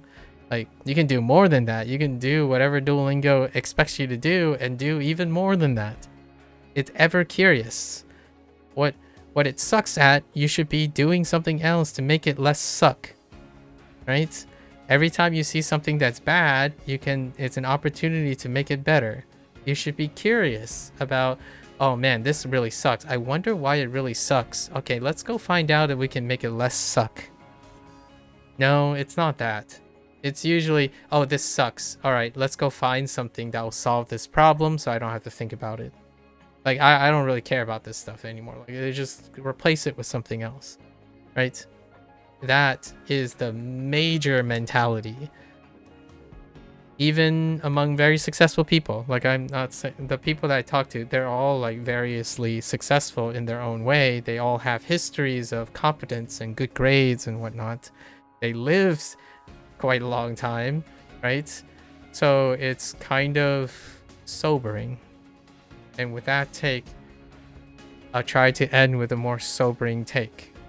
I hope that 2026 will find the vast majority of language learners rewarding their ups and downs, and they find that whatever works for them is sufficient to keep them content to pursuing other languages, despite the era of automatic translation and augmented reality and all of that other things. There's a reward in justifying solving problems that maybe need not to solve. I literally got asked by someone that I've been speaking to, like, what's the point of doing something if it's not guaranteed to happen? Or what's the point of thinking of solutions and multiple solutions and prepping things if it's not going to happen? Isn't that a waste of time? Well, it is a waste of time if you didn't learn anything from it. Absolutely. But I didn't waste my time. And the future is, in my opinion, for one person, is never certain. Like, it may be possible to be more certain, far certain to a degree, when you combine all the collective critical thinking and problem solving skills and deep thinkers together. But when you're living in a world that's in a bubble like the internet, the future is jaded and have this mask and like this this gilded mask of predictability and certainty. It really isn't. It's a gilded mask, like it's a charade or facade. It's a disguise, right? A grifter, for example, can sell you a certainty in your future. That doesn't mean it's true. And I think the internet normalized that. For me, my comfort zone is I know that there, within myself and even the collective knowledge of my neighboring colleagues and best friends and family, the future is still not that certain. What is far more comforting and awesome and curious is to embrace curiosity and learn and problem solve, because come whatever the future holds, you will welcome it with all of your abilities to apply. So hopefully 2026 is another solid year for all those peepos and potatoes and little language learning babies to pursue a different language just because you can, and it challenges you to learn how to learn. Deep processing, thinking, those are your gains that you can gain even if you never reach fluency or reach, like, you could learn Japanese and forget all the content in Japanese. You can still learn a lot from actively participating in investigating the way you take in information, the way you integrate it. And who knows, on the side, you might actually end up remembering all those things. Failure is not worthless. I don't think people internalize that. Learning from mistakes is a transference from failure being valuable. It doesn't stop people from behaving like it doesn't, and then going around spouting that. So hopefully 2026 is bright. So with that, you're more than welcome to come on by, right? Or you can follow along here if you want. Pick up HanziHero, give it a try. Let me know what you think. More than always welcome to come on by, yap. Talk about your vacation in the couple days to come. You know, maybe your New Year's resolutions, your goals, and chime me in on some of the processes and steps you're going to take towards those goals. And then we'll do it all over again at the end of 2026. Hopefully. I hope I live till then, right? Future is uncertain. But I think reasonably. Until then, 新年快乐, right? Happy New Year's to everyone. And 大家下次见. 感谢观看. See you guys all next time. See you in 2026. Take care. Bye now. Thanks for watching.